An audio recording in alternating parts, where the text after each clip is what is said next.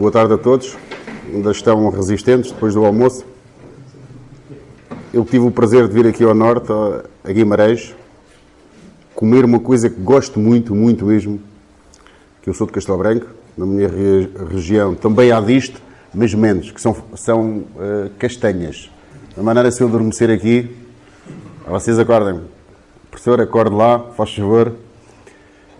É sempre com muito gosto que eu venho a Guimarães, venho aqui à Universidade, desde há muitos anos que eu venho à Universidade, e a Universidade também vai até Lisboa, à Academia Militar. Há uma relação muito estreita entre estas duas instituições superiores de ensino, portanto a Academia Militar e a Universidade do Minho.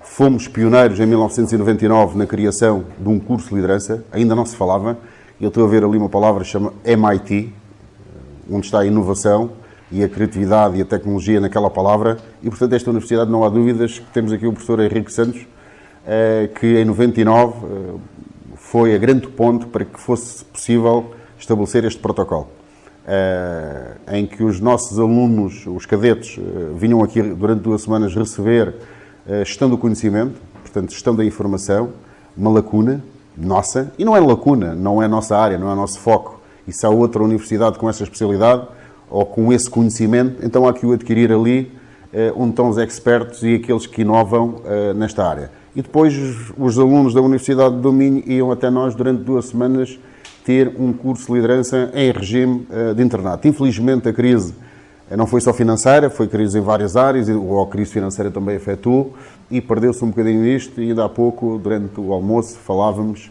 os vossos docentes, os responsáveis pela Universidade do Minho, que é necessário voltar a ter esta iniciativa. Isto para dizer o quê?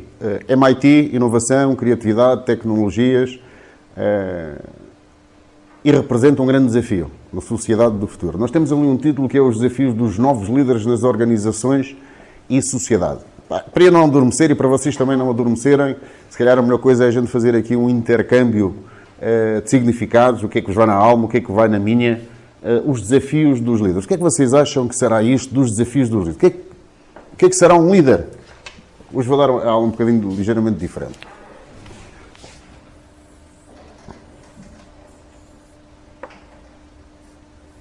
O que é que será? O que é que vocês acham? Tendo em conta aquilo que o professor Alexandre Silva disse,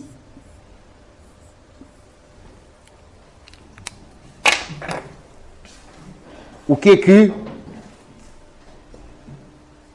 estas duas pessoas no futuro, e não precisamos de um futuro muito longo, se calhar eu punha aqui o nome de 2030, algum de vocês, do ponto de vista da tecnologia, do ponto de vista da mudança social, consegue imaginar 2030? Quando eu era um jovem, mais novo que vocês, 6, 7 anos, a minha mãe dizia-me assim: tu tens que ser engenheiro ou tens que ser doutor. Portanto, sabia a profissão que queria para mim. Sabia que eu ia ter um futuro risonho. Eu, por acaso, até fui para oficial do Exército. Mas tinha, para além do conhecimento, que era uma forma de afirmação há uns anos atrás, isto já não se põe em causa, o conhecimento temos sempre que o ter.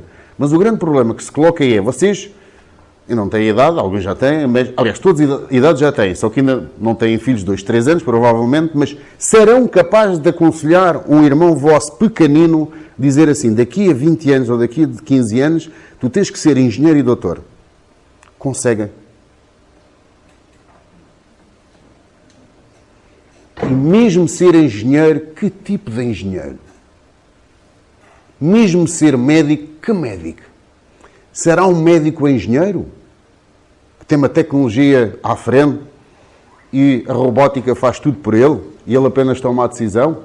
Ainda há um ano passado, exatamente ali, durante o almoço, a gente falava sobre, o senhor professor Henrique Santos falou, sobre quando nós estamos a conduzir um carro inteligente e passa uma velhinha numa passadeira, é o carro que decide travar ou é o carro que decide despistar-se? E ele mata o piloto ou mata a senhora velhota. Portanto, ou seja, falava disto, não sei se lembra, há um ano atrás. A tomada de decisão na inteligência artificial. Portanto, são questões, nós próprios. Tem quantos anos? Eu tenho 23. 23. e quer ser engenheiro de que área? De eletrónica. E acha que vai continuar sempre com essa profissão até ao final da vida? As áreas da engenharia são profissões muito rápidas, na essência da palavra, na função. São funções que duram 5, 6 anos. Depois temos que mudar, vocês vão para lugares de desfia. Entram nas organizações noutros lugares. O médico não, é médico a profissão toda. O enfermeiro é enfermeiro a profissão toda. Os engenheiros fazem 5, 6 anos da sua profissão, depois são aproveitados na organização nas áreas da gestão de recursos humanos e noutras áreas. Portanto, vão ocupar lugares de comando, desfia e direção. Não sei bem isso, mas é um bocadinho. Mas acha que vai ter sempre a mesma profissão? Eu sou tenente-coronel de infantaria. Entrei na Academia Militar aos 19 anos. Hoje tenho 51 anos. Estou na reserva. Tirei o meu mestrado em Gestão da Formação Desportiva na Faculdade de Motricidade Humana. Fui para a área da Fisiologia, está a ver? Entretanto, em 2012, acaba o meu doutoramento em Gestão. Vou para Gestão. Há 2 anos atrás, entro na reserva e agora já estou no contexto civil, mais no contexto civil, apesar de também estar no contexto militar, mas mais no contexto civil, para ter outra profissão. O que é que eu quero dizer com isto? Nós também temos que nos preparar ao longo da nossa vida para ter mais que uma profissão. Porque a esperança de vida hoje é quanto tempo? Até aos quantos anos? Eu vejo os meus pais com 80 anos, ainda correm mais que eu. E hoje, qualquer senhor menos jovem, com 82, 83, 84, faculdades plenas, quer físicas, quer mentais. Só a partir dos 90 é que nós começamos a ver a pessoa a decair, como eu, quando era miúdo, via uma pessoa com a minha idade, já velha.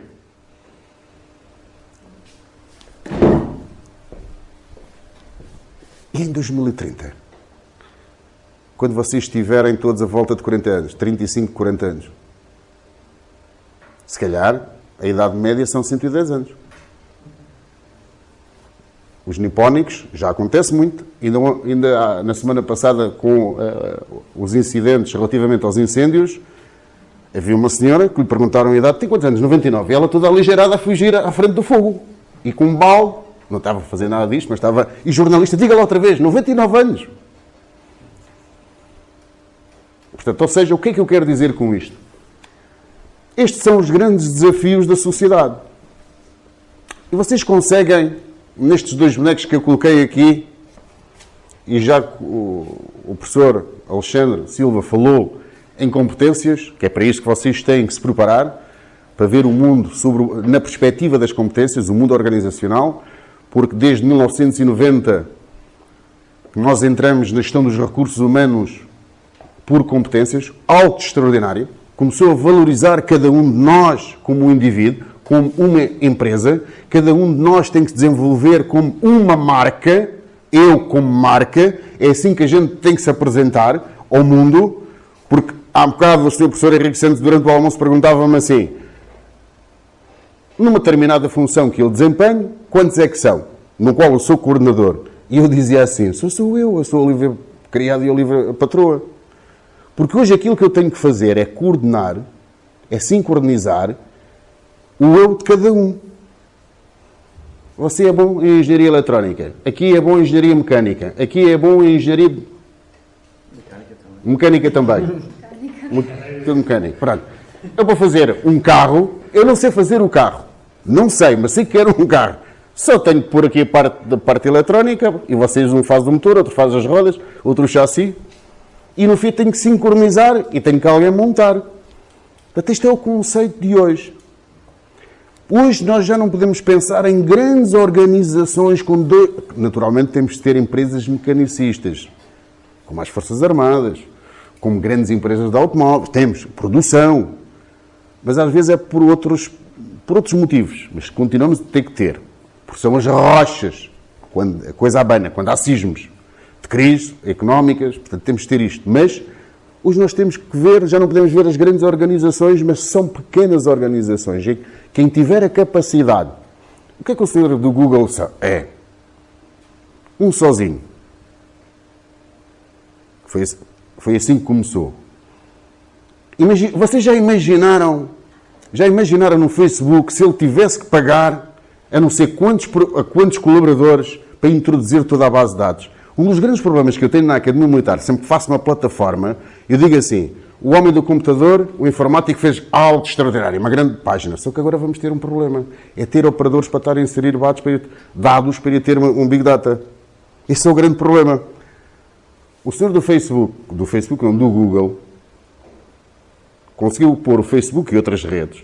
E cada um de nós, de forma voluntária, todos os dias, às vezes nem jantamos, e às vezes até, em vez de estar a socializar, estamos todos aqui. Gosto para aqui, gosto para ali. Estive no Porto. Eu, nos Estados Unidos, se quiser saber a sua vida, é só dizer o seu nome, ir lá, se os seus gostos, se é isto, tipo de fotografia, quem é as namoradas com que anda, sei tudo sobre si. Onde é que anda nos últimos 15 dias? Já imaginaram se este senhor tivesse que pagar ao pessoal todo que tem o Facebook? Olha, cada vez que tiveres a introduzir dados, eu pago-te um ordenado.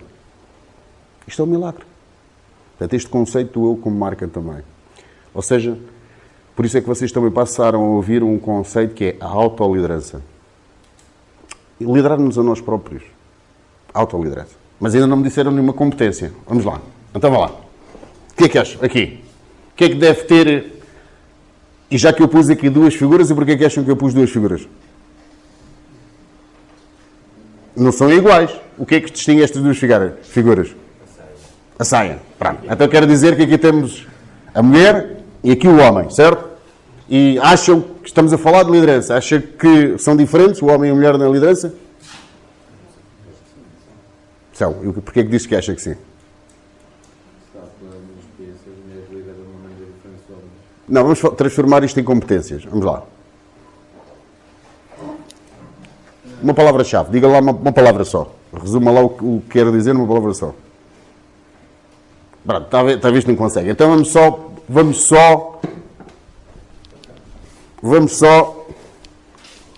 só aqui concentrar-nos. Eu apaguei a mulher porque e tirei a saia, vamos nos concentrar no homem com H grande, porque o homem representa tudo, certo? Homem como, certo? Pronto, para não ficar... Então, assim sendo, digam lá uma competência. O que é que acham que um líder deve ter?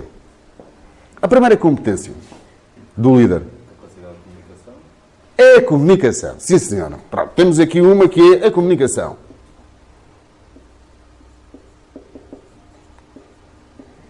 E antes da comunicação? Antes de eu comunicar, um voluntário para vir aqui à frente. Esta menina.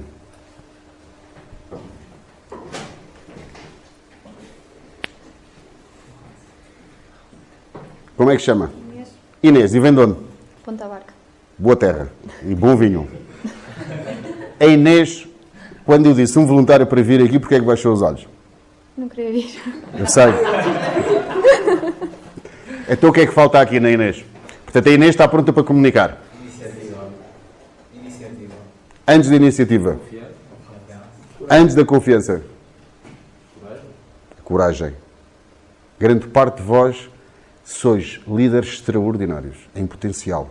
Mas muitas das vezes não colocam esse potencial cá fora ou não demonstram, sabem porquê? Porque lhes falta a coragem para vir para o palco. E fica lá dentro, uma vida inteira. Carlos, eu posso só dar mais. Eu não vejo isto, mas eu tive já várias experiências com americanos em conferências e a postura dos europeus e dos americanos é completamente diferente. O americano não tem problema nenhum de colocar uma pergunta, seja a mais idiota do mundo. Mas pergunta, sem dúvidas pergunta. O europeu normalmente é mais. Eu também sou assim, mais cuidadinho, não tenho medo de perguntar aquela coisa e é sem dúvida uma diferença cultural abismal. Mas eu depois posso explicar o porquê, mas posso já explicar. Porque nós fomos educados sob uma cruz, a religião católica. E a religião católica desenvolve em nós um sentimento que é a culpa. O pecado, a culpa. O americano não tem esse problema de pecar. Não tem o sentimento de culpa. E nós sempre que reagimos, se calhar agora a Inês mandei vir aqui, tenho o sentimento de culpa, se ela começa a chorar, então mais culpada ainda fica. Não, eu quero é desenvolver nela uma competência que quando eu procurei um voluntário, testei a vossa coragem. Houve mais. Não foi só ela e não estejam a rir porque a seguir vou-vos chamar a voz. A pessoa que ouviu o índice de maior receio para vir aqui foi a Inês. Por isso é que eu a chamei. Foi ou não foi? E ela estava assustada. Agora já não está, porque eu agora estou a fazer coaching para você se habituar. Para habituar a isso. Portanto, então você já está... E Inês, agora que já está aqui, eu vou aproveitar a sua ajuda para escrever ali onde quiser. Coragem. Num sítio qualquer. Coragem. Pronto. Isso mesmo. Então acho a primeira competência que deve ter alguém que queira ser, não é só líder, é ser gestor. Porque vocês também têm que ser preparados para ser gestores. É ter iniciativa, é ter proatividade, é ser político. Quem é que aqui é político? Ninguém. Não é uma resposta. Então aqui sou o professor aqui é político. Então quer dizer que vocês rescindem da polis de há 2500 anos atrás. Então quer dizer, o Sócrates, o Platão andou a lutar, morreram por causa de sermos políticos, para serem homens livres, e vocês querem continuar escravatizados. Porque a política é tudo. A política não é só a governança. A política é você dizer assim, esta escola está mal, ó professor, faça lá aqui o melhoramento. É a escola do meu filho. Estão a ver? Portanto, muitas vezes, ser político, refletir o que é que está bem e o que é que está mal para a minha sociedade, para o local onde eu vivo. Muitas vezes eu, enquanto filho, lá em casa. Também, espera aí, também posso dizer a minha opinião. Ser político. Ser político é isto, não é o ser partidário Sócrates, Platão, para aquilo que eles morreram. Ou seja, ser político, neste sentido muito lato, é preciso ter coragem. E depois, naturalmente, o que é que a Inês sentiu quando eu disse levante-se? Receio. Uma emoção. E o seu coração para onde é que foi? Continua no mesmo sítio, mas o batimento. Pum, pum, pum, pum. Ou seja, você estava ali no 125, passou ali para o 135, 140. Foi ou não foi? Sim. E você, entretanto, teve aqui 10 metros, procurou fazer o quê? Diz assim, Inês, tu consegues. Foi ou não foi? Sim. Tu consegues, Inês. Tu consegues, Inês. O que é que ela teve a fazer? Agora sim. Uma palavra-chave que veio. Autoconfiança. Eu consigo. Todos conseguiram, porque é que eu não ia conseguir? Eu consigo. Autoconfiança. Então escreva lá. Concorda ou não? Não, mais acima, mais acima. Vamos pô-las... Não, mais abaixo. Aqui. Está a ver que já está descontraída. E se você viesse várias vezes aqui para a frente, ia chegar a uma altura que já não queria sair do palco. Tinha que ir mandá-lo lá embora. Então ia seguir, quando você se colocou aqui, olhou para a turma, coloque-se. Tem que estar sempre numa zona de conforto, uma zona de controle, não é de conforto. Sabe o que é controle? É, num olhar só, consegue controlar toda a gente. Agora consegue, aí. Pronto. Agora aqui o que é que está a fazer? Autoconfiança, e o coração agora está onde? Mais calmo. Então quer dizer que está... conseguiu autocontrolar-se. Então é a palavra autocontrole. Palavras mágicas, concordam comigo ou não?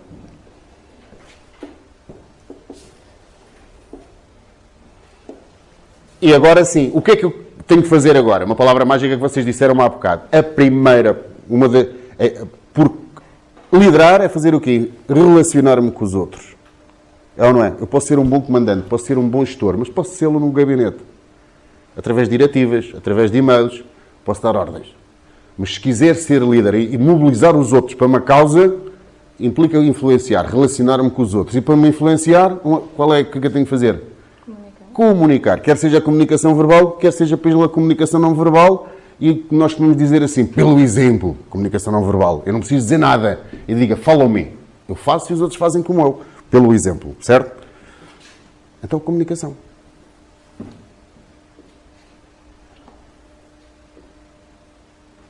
E há outra nuclear, onde eu já recebi alguns prémios a nível de congressos internacionais. Para além da comunicação, qual é outra competência que vocês acham? Não se esqueçam que o líder ou um gestor é alguém que vai esfiar os outros, de uma palavra assim muito grosseira, certo? E o que é que ele tem que fazer para além de comunicar? Sim, influenciar, mas antes. Sim, isto já vai muito depois. Antes. O que é que ele tem que fazer? Portanto, eu para cumprir objetivos, tenho que fazer o quê? Posso ir por este caminho, posso ir por este, ou por esse... Tomar decisões, exatamente. Tá bom. tomar decisões. Pronto, estas são, digamos assim, são as competências nucleares, de um bom gestor ou de um bom líder. Sem isto, ele não consegue ser líder. Depois, temos uma outra competência que vocês já referiram aí, que é o quê? A motivação, certo? Ou o feedback, a motivação. Pode pôr aqui. Pronto, que é agora aquilo que a Inês vai sentir. Esta aqui fica um bocado assim desgarrada. Fica assim, que é o que a Inês vai sentir quando vocês lhe forem bater em palmas e ela for para o seu lugar. Lá, uma salva de palmas para a Inês. E a Inês agora está-se a sentir o quê? Motivada. Se tiver esta salva de palmas, vai ver que eu no fim não vou ter esta salva de palmas com a Inês. Falámos aqui do que é que nós estamos a fazer. Estamos aqui a identificar um conjunto de quê? De atitudes, um conjunto de comportamentos, um conjunto de conhecimentos, um conjunto de aptidões numa determinada pessoa. A este perfil nós chamamos competências. E isto são competências. Dentro destas competências que nós dissemos, grande parte delas vêm do eu, competências cognitivas, nós chamamos atitudes. Se forem competências sociais, nós chamamos comportamentos, aquilo que vocês estão a ver neste momento, certo? E é assim que vocês vão ter ao longo deste ciclo, ao longo destas palestras, vão ter aqui vários oradores que vão falar das suas experiências e vocês têm que dizer assim, isto é esta competência, isto é aquela. Para quê? Para que no final do ciclo de seminários vocês tenham o vosso conceito, a vossa ideia sobre o que é o perfil de um líder. Cada um de vocês vai ter o vosso e o vosso está certo. Vocês podem ler 10 mil livros, 1 milhão. E se calhar em todos eles há um modelo diferente de competências. Não há modelos ideais. Porque a liderança é situacional. Eu posso ser perfeito, posso liderar no contexto militar, venho para o contexto civil e quando lá diziam que eu era um grande líder, afinal aqui não sou. Porque a situação alterou. Basta as pessoas mudarem, basta eu estar aqui convosco, com alunos a comunicar, e estou à vontade, provavelmente se todos os generais do exército se reunirem e estiverem na minha plateia, à minha frente, este cara já não estou com a mesma vontade. Portanto, ou seja, a minha comunicação consoante a plateia altera completamente. Ou seja, a liderança é situacional. Por isso, se vocês tiverem o vosso modelo, este é o desafio que o professor Alexandre Silva vos colocou. E eu não podia deixar também de fazer a introdução aqui às competências. Palavra-chave. Líderes de liderança. E afinal, o que é a liderança? Tivemos aqui durante tanto tempo, já vai em 25 minutos de conversa, tivemos a falar de liderança. O que é a liderança? O que é que acha que é a liderança? E já agora habitua-se. Lembra-se que eu disse assim, eu como marca, e o Sr. Professor falou ali sobre ir a um congresso. O mais importante do desenvolvimento de eu como marca, sabe qual é? É quando eu vou a um congresso, a primeira coisa que eu faço a mim, não fiz porque me identificaram, é Carlos Roque. Portanto, se for intervir, a primeira coisa que faz qual é? André Faria. Mas diz assim com convicção, André Faria.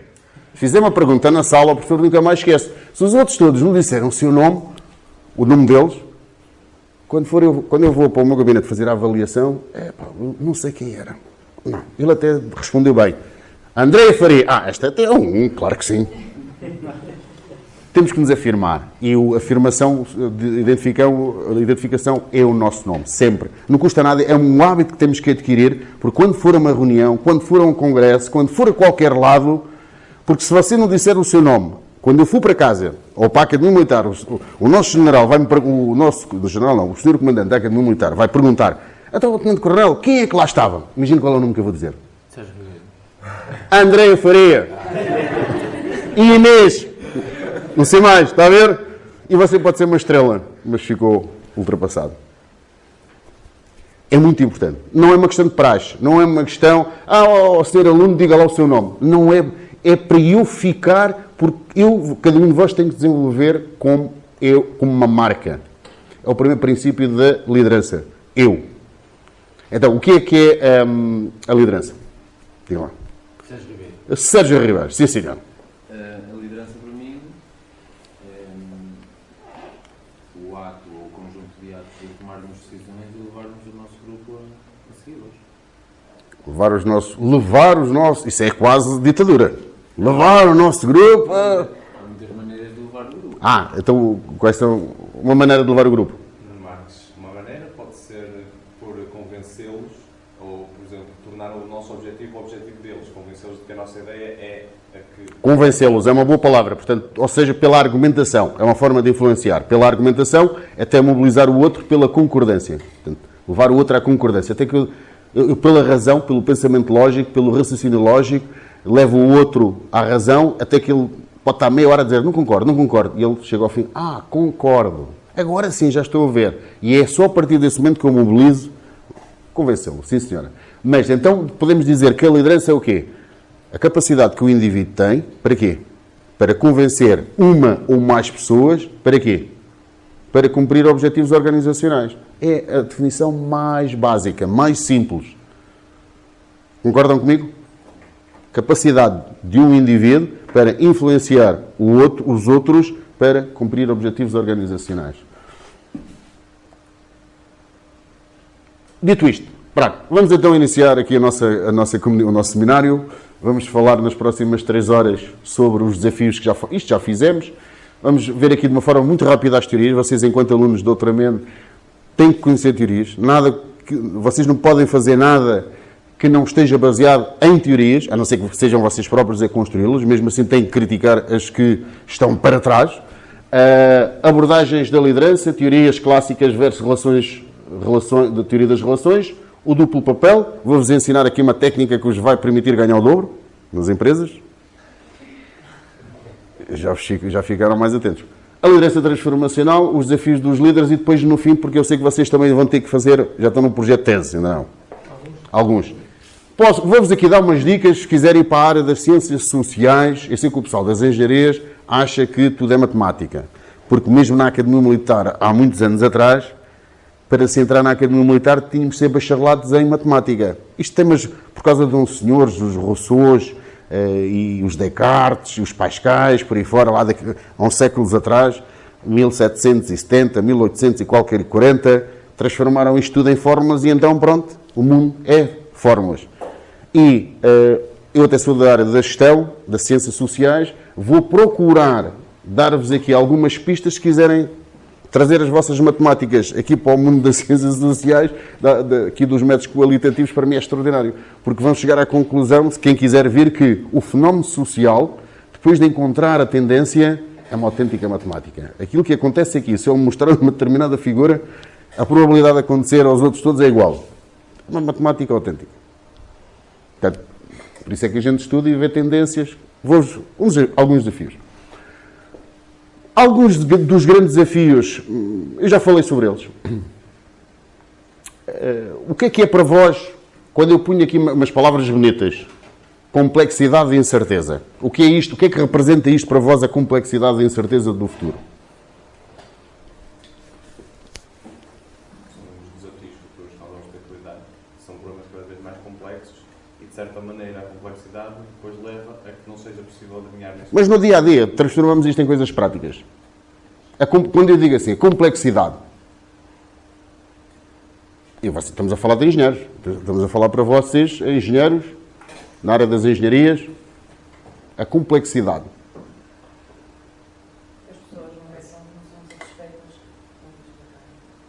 Então imaginem, eu aos meus 20 anos vi várias fábricas, temos aqui muitos engenheiros da área da mecânica, vi várias fábricas que passaram para o meu pai, do meu avô, para o meu bisavô, sempre a mesma fábrica.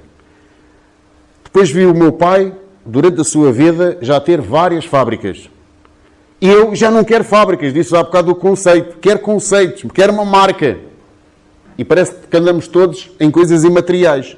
Aquilo é que nós chamamos as coisas intangíveis. Já na gestão na era do conhecimento, já andamos aqui. A complexidade. Misturar isto tudo. Porque o ser humano, nós em termos sociais, as tecnologias... Eu lembro-me do primeiro computador que andava... O primeiro computador não. Também tive o primeiro computador, que era um Schneider, que tinha de capacidade de memória 1K. E para mim era uma máquina de guerra. 1K. Depois recebi as torres em 1990, ainda sou da era dos computadores, que era de cartões, em que eu ia com o telefone preto. Vocês, se calhar, já não sabem o que é telefone preto. Estão a ver? Complexidade. Em que eu ia, muitas vezes, para a sala do computador, não era para jogar ao computador, era para telefonar à minha namorada através do telefone preto, que aquilo era para fazer chamadas. E eu lembro-me que, na altura, obrigavam o cadete da Academia Militar a ter aulas de informática. E vocês sabem quais eram as primeiras aulas? Era um botão que havia aqui na torre, que era 0 e 1. A complexidade para nós que era marcar 0 e 1. Às vezes não íamos. Para onde é que isto desliga? Onde é que isto desliga? Complexidade. E agora vejam, no meio disto tudo, interagir com diferentes tecnologias. Acham que a minha mãe, que tem 82 anos, consegue mexer com o computador? Isto para ela é completamente complexo. Já nem sequer sendo estas novas tecnologias. E a incerteza?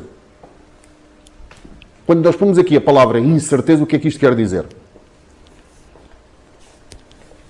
Eu abro... O que vai acontecer amanhã? Tendo em conta essa evolução tão rápida em todos os domínios, não sabemos o que vai acontecer amanhã. Quer na vida social, quer na vida económica. Portanto, eu, há 50 anos atrás, eu podia dizer, este jovem, hoje olhava para o jovem e dizia assim, o traçado que ele está a ter, a personalidade dele, ele vai ser um bom médico, vai ser um bom engenheiro, vai casar, vai ter filhos, vai ser um bom pai, vai ser isto, vai ser aquilo. Hoje é difícil. Hoje nós não conseguimos...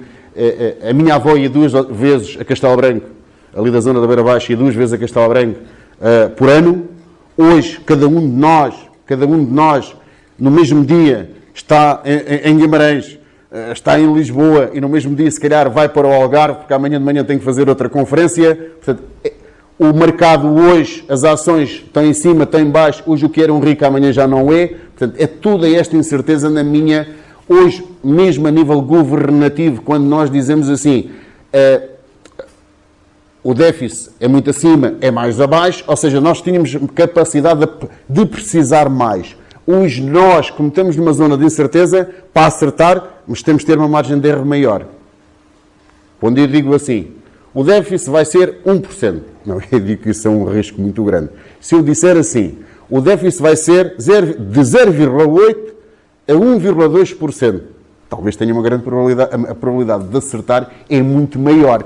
Porque o mundo cada vez é mais incerto. Cada vez há mais variáveis e essas variáveis, algumas delas são muito influenciadoras e não dependem de nós. É este o mundo incerto. É nisto que nós vivemos. Nós hoje já não conseguimos planear a longo prazo. Hoje o mundo, se antigamente era uma linha reta no nosso planeamento, quer de vida, quer económica, quer social, quer empresarial, quer profissional, se era uma linha reta, nós hoje é um zigue-zague. Nós sabemos que lá no fim há uma coisa, que é o que queremos ser. O que é que nós queremos ser todos os dias? E no final da nossa... Felizes. É felicidade. Sei que lá no fim eu quero ser feliz. Agora, eu tenho que ganhar outra grande competência dos líderes do futuro, aqui, outra grande competência, e muitos do passado não tinham, que é uma palavra que chama... Duas palavras, que é capacidade, flexibilidade e adaptação. E outra, já vem no Big Five, abertura à experiência. Aquelas pessoas que dizem assim, isto é que está certo porque no mundo sempre funcionou, essas pessoas estão obsoletas. Têm que estar abertas à experiência e, sobretudo, quando vocês chegarem às organizações e quererem introduzir mudanças, se apanharem o velho do Restelo, nós temos uma frase para eles, velho do Restelo, vocês vão bená-los rapidamente. Portanto, uma das frases é, se vocês amanhã tiverem um jovem criativo, proativo, querer mudança, tem uma visão que vocês não têm dentro das novas tecnologias e se vocês não voarem com ele, o que é que vos vai acontecer? Se vocês se transformarem em velhos do Restelo, ele vai-vos abandonar, vai para outra empresa. Por isso é que temos outra coisa aqui extraordinária que é a gestão de talentos. E os criativos muitas vezes não se preocupam com o ordenado. Procuram sítios onde são felizes. Onde são felizes é onde estão a materializar, a inovar, a ter ideias. E se eu disser, faz lá, arrisca, não tens problema, pá, o carro ficou mal, faz outro. Com certeza que ele já não vai fazer um carro igual àquele, porque os erros que ele cometeu ali já não vai cometer num novo modelo. Aprendeu. É este o nosso mundo, mas sobretudo os novos líderes, estas palavras-chave que eu vos quero deixar, flexibilidade, adaptação e aberto às novas experiências. Senão, rapidamente fica obsoleto. E há outro grande desafio na área das organizações. Qual é? Equipas flexíveis e adaptáveis. Eu há bocado dizia-vos que tenho uma marca, muita gente pensa que é uma empresa, aliás, nem é marca, é um conceito. Eu formo, se eu tiver uma equipa de 5, física, numa sala, 10 elementos, e eu quero dizer assim, agora vamos nadar. Mas eu não sei nadar. Agora vamos voar. Mas eu não sei voar. É só problemas, é só conflitos. Se eu estiver aqui sozinho, agora quero uma equipa para nadar. Telefona uma equipa, uma associação de nadadores, manda-me lá 5 pessoas que sabem nadar. 5 pilotos, 5 paraquedistas. Não tenho conflitos. Agora, eu tenho que ter isto, porque as pessoas ainda há um conceito que o que é bom é estar a mandar, a comandar pessoas físicas, soldadinhos de chumbo, e tenho que os pôr todos alinhados na parada. Isso já não... Grandes empresas de grandes marcas, o só tem uma marca, porque as roupas, aqui isto vem da Turquia, ou vem não sei do Taiwan, isto vem não sei de onde, e apareces via correio, que até outra empresa que são o CTT, e eu só tenho uma coisa, sabem qual é? É uma conta bancária. Tenho a ideia no início e no fim tenho a conta bancária. Concordam comigo? Grandes teorias. Portanto, isto para dizer o quê? Para vos dizer que não existe apenas e só uma teoria. E que as próprias teorias evoluíram segundo o quê? O estágio social em que as nossas sociedades se encontravam. Há 2.500 anos atrás, falar de liderança era uma coisa mentira. Entre o escravo e o senhor, havia sempre um que tinha razão. É ou não é? A partir de 1916, 1918, um senhor chamado White começa a pensar no fenómeno. Estamos na Primeira Guerra Mundial. Algumas pessoas começam a sobressair. É a teoria dos traços de personalidade. Há uns que têm que ter o queixinho, o queixo, aqui, de uma maneira, as orelhas, um perfil, 1,90 m, olhos azuis, e entre 18 e 30 e qualquer coisa, antes da Segunda Guerra Mundial começar, a raça ariana, parece um senhor chamado Hitler, lembram-se? Do outro lado do Oceano Atlântico, também os americanos estudam um conjunto de pessoas para o domínio do mundo. Porque o velho sonho do homem qual é? Qual é o velho sonho do homem? É conquistar o mundo. E submeter os outros todos à sua vontade. É o velho sonho. Mas até hoje ninguém conseguiu. Então aparecem aqui teoria dos traços. Depois verificou-se, durante a Segunda Guerra Mundial, que afinal nós estávamos a formatar ou a formar um conjunto de pessoas para dominar e elas chegaram e fraquejaram. E então disseram assim, espera aí, afinal de contas isto não é verdade. A situação alterou este tal perfil que eu vos estou a dizer. A teoria dos comportamentos, a teoria situacional. Depois, já no final do século passado, anos 90, 80, houve alguns investigadores que disseram assim, nós estamos a ser muito egoístas. A liderança não pode ser só de cima para baixo. De uma pessoa para as outras. Até as outras não influenciam também o próprio líder, empurrá-lo para a frente. Algumas vezes até o empurram para o abismo. Claro que sim. Mas só que, entretanto, aparece nesta altura... Aparece um senhor, um treinador conhecido da nossa praça em Portugal dos campeonatos, que não vou dizer o nome, e diz assim, o quê? Os jogadores marcarem golos? Não, sou eu que os marco, porque sou eu que os ensino. O sucesso é todo meu. Então esta teoria foi abandonada. Depois também, nos anos 60, 70, aparece um conjunto de grandes líderes carismáticos, nomeadamente líderes sociais. Aparece o Mandela, aparece o Che Guevara, mais tarde aparece também o Mário Soares, aparece o Cunhal, aparece, portanto, ou seja, as grandes independências, os grandes ídolos da idade dos hippies. E aparece-nos também aqui a liderança carismática, mas depois é abandonada. Nós não queremos mais retalhos no mapa mundial. Senão isto qualquer dia fica... ainda mal descuidamos, voltamos à cidade-estado da antiga Grécia. Se a gente descuida muito, não queremos mais rebeldes. Não queremos mais revoluções.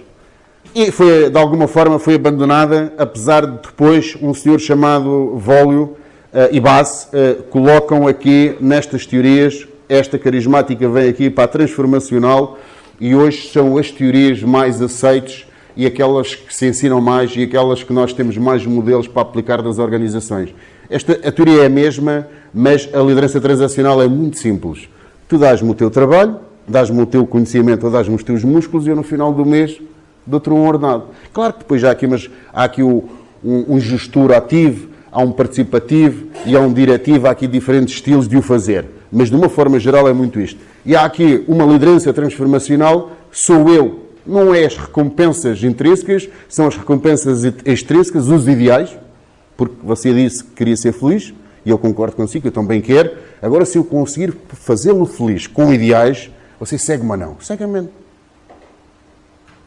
sei que para ser feliz gostava muito de ter uma moto, uma Kawasaki Turbo, é ou não é? Um Ferrari, é ou não é? Uma menina dos seus sonhos, aquela que você está a imaginar, essa mesmo.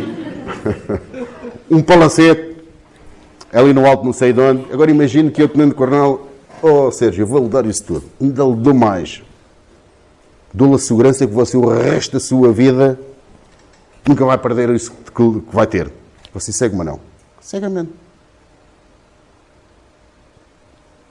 Portanto, o que é liderar? Os outros. Não é mais que ir ao encontro do ideal de cada um.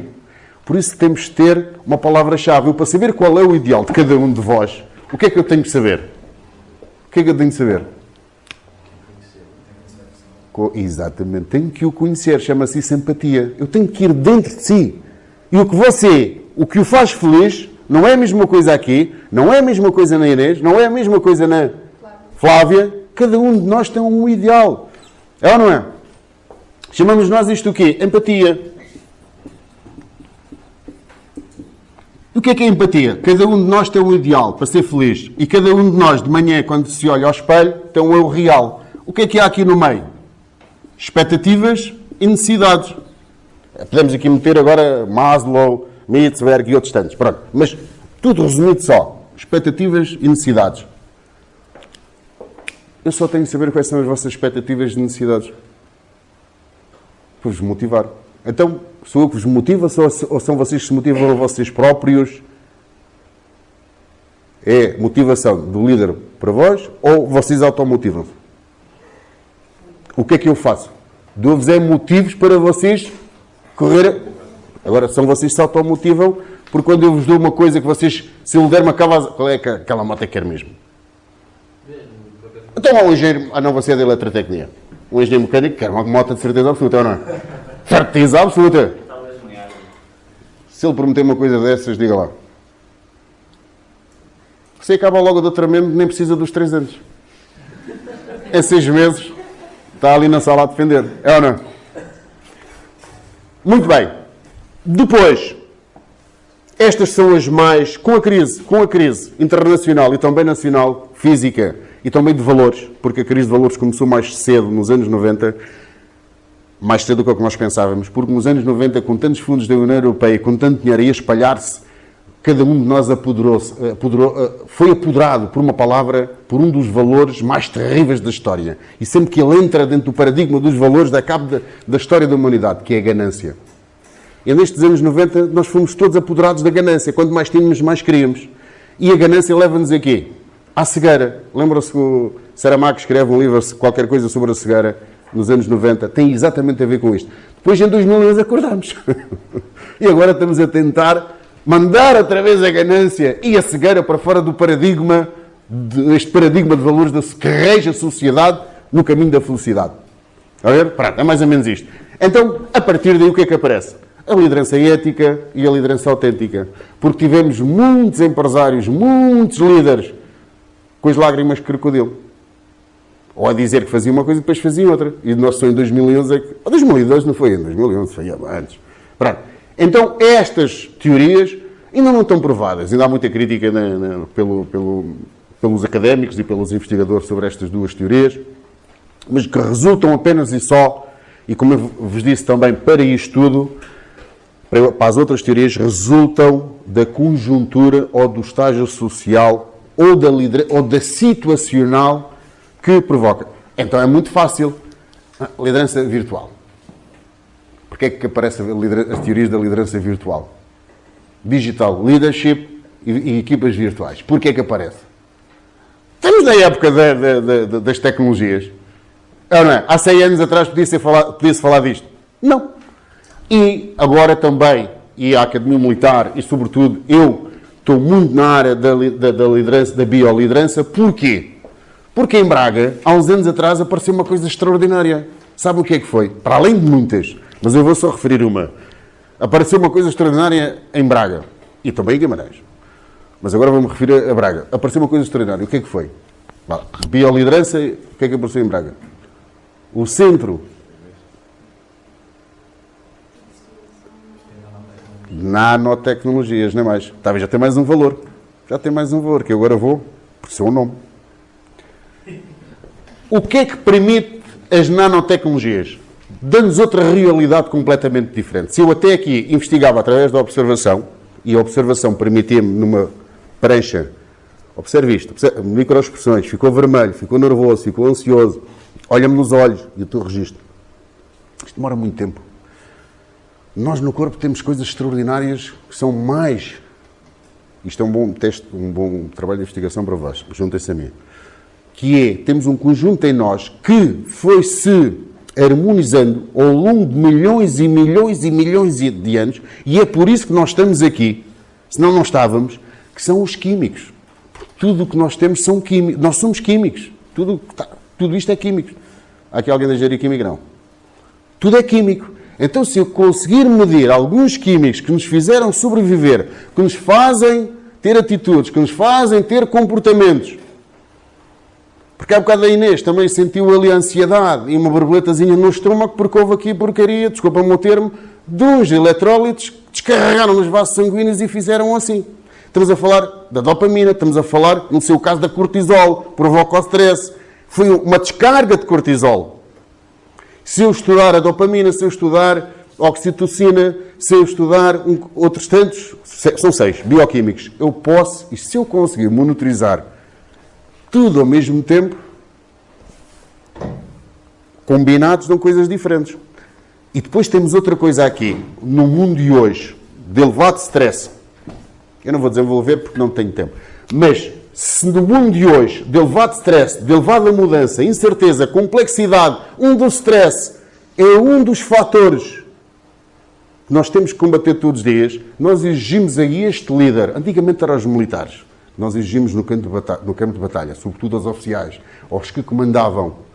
Hoje, grande parte, no contexto civil, também procuram muito o que é que os militares fazem. Porquê? Porque vocês hoje estão numa guerra autêntica todos os dias.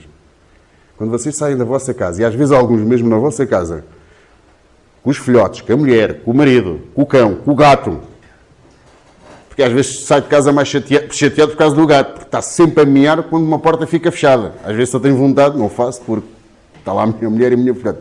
Senão já tinha ido para a piscina a nadar. Exigimos uma competência extraordinária. Qual é? No meio disto tudo.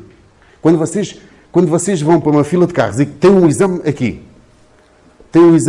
às 10 da manhã, naquele dia dormiram um bocadinho mais, saíram às 9h15 de casa, vêm do Porto, e vêm... Não, é você, do seu amado. E vêm para ali a 190. E depois pensava ia lá, só demora 20 minutozinhos. Depois apanha uma fila de carros, um acidente, e vê, falta 20 minutos, faltam 10. Mas depois lá consegue, pronto, aquilo desbloqueia, consegue chegar aqui, vem nervoso. E depois diz assim o professor, tenha calma. Como é que isso é possível? Portanto, ou seja, hoje nós temos de ter outra grande competência que antigamente era exigida aos comandantes.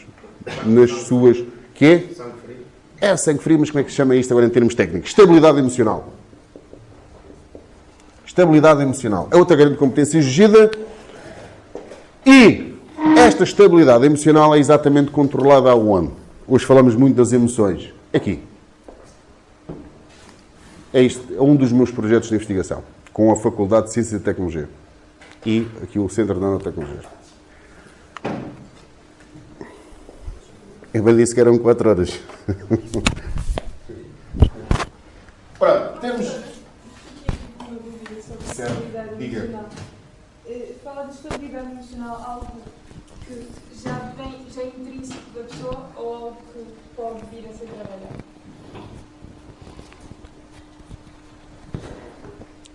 Quando nascemos, há 2 tipos de pessoas. Uma que tem a personalidade A e a outra que tem a personalidade B. A personalidade A é aqueles que andam sempre, faz lá, isto é rápido. mexem com tudo. Há outros, espera aí, isso pode-se fazer amanhã. Portanto, destes dois tipos de personalidade, qual é que acha que tem mais predisposição para a estabilidade emocional? O B. Portanto, a pergunta que eu faço é, há pessoas que nascem já com maior aptidão para ter estabilidade emocional. A segunda resposta, treina-se. Treina. Há alguns que é muito difícil. Eu posso treiná-lo para este ambiente aqui. Mas se eu começar aqui um incêndio, essa pessoa não a treinei para esse nível, entra logo em stress. A outra, personalidade tipo B, quer para este ambiente, quer para o incêndio, quer para outro cenário qualquer, já lá está dentro. Agora, não deixe de ser o que quer porque, eu estou muito estressada. Não faça isso. Porque treina-se. E o melhor treino é a experiência.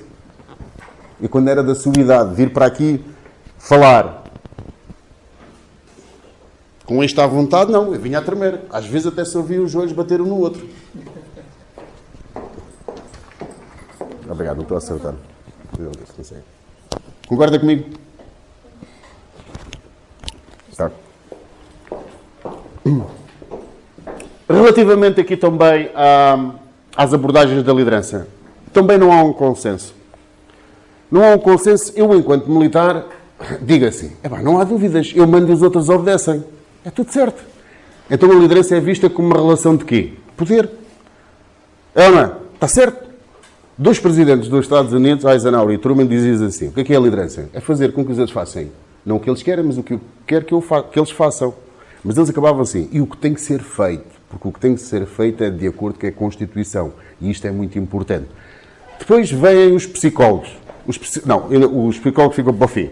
Vêm os de gestão como eu. Dizem assim, eu basta juntar 5 pessoas para um objetivo e eles organizam-se logo. Um passa a liderar e o outro passa a executar. Portanto, papéis diferenciados. É uma estrutura. O pessoal da gestão vê logo estas coisas, os sociólogos. Depois vem o pessoal da psicologia e diz assim, não, isto é um processo de influenciar uma ou mais pessoas para cumprir os objetivos e eles são seguidores de forma voluntária. Se eles quiserem, abandonam o líder quando querem. E é nisso que eu estou a vender-vos. Exercício de influência. Ou seja, basta mudar a área de conhecimento do investigador que investiga a coisa, o objeto de estudo, e isto muda logo tudo. Cada um tem a sua abordagem. Aquela que eu vou vender aqui, estou a vender é esta. Influenciar os outros, isso de forma voluntária. E eles aceitam ser influenciados ou não de forma voluntária. Porque ser da Coreia do Norte ou ser hoje da Venezuela é fácil. Ele manda e os outros obedecem. Mas obedecem como? Com uma outra emoção extraordinária e que sempre dominou ao longo destes séculos. Medo. Exatamente. Portanto, temos que retirar desta forma a variável medo. Certo? Em alegria, eu vou influenciar os outros. De uma forma muito resumida. Então, do que é que nós falamos? Falamos de uma pessoa que tem um conjunto de características, que é aquela que vocês vão desenvolver aqui ou identificar ao longo destes vários seminários. Várias competências, devo-vos aqui as principais. O meu modelo de competências em Portugal já foi traduzido para a Inglaterra, está a ser implementado em Espanha, no Brasil, Angola, Nova Zelândia, em Auckland, também numa Universidade de Tecnologias.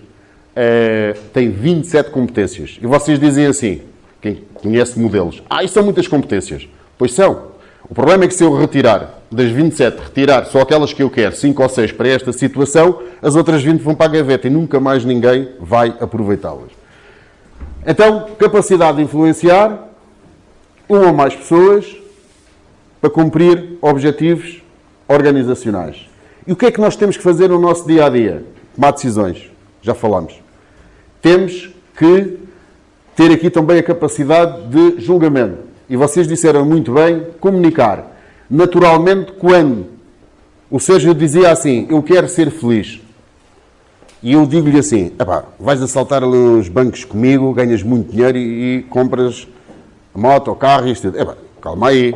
Os seus objetivos, felicidade, para conseguir a felicidade não é o mesmo que eu. Então, também na organização isto acontece. Os objetivos de cada um de vós é diferente dos objetivos de quem lidera ou faz a gestão para cumprir os objetivos. Tem que fazer alinhamento. E no alinhamento o que é que há? Ele não quer ir assaltar um banco comigo, não está alinhado comigo, então procura aqui fazer negociação com ele. É ou não é? E isto provoca aqui atrito, provoca stress. Mas primeiro também tem que motivar, portanto, e depois sim tem que fazer stress.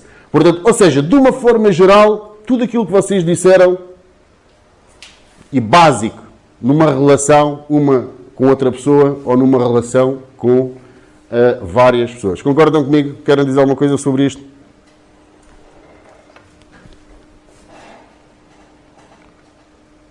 Eu vou dar aqui um grande salto. Eu falo-vos aqui naquilo que é mais importante. Uma também do meu modelo. Uma das coisas que saem é a mesma pessoa desempenhar dois papéis. Portanto, ou seja, aquilo que eu vendo é que nós hoje temos que encarar, cada um de nós, um desempenho de papéis, fazer teatro. Tal e qual como no teatro, fazer desempenho de papéis.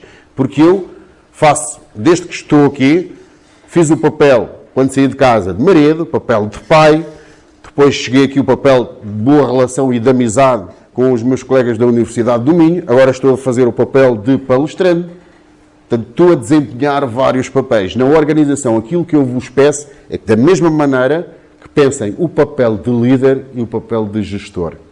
Qual é o melhor, o líder ou o gestor? Numa organização? Qual é o... Numa organização, para levar a organização ao sucesso, ao desempenho e à satisfação, qual é o melhor? É ser líder ou ser gestor?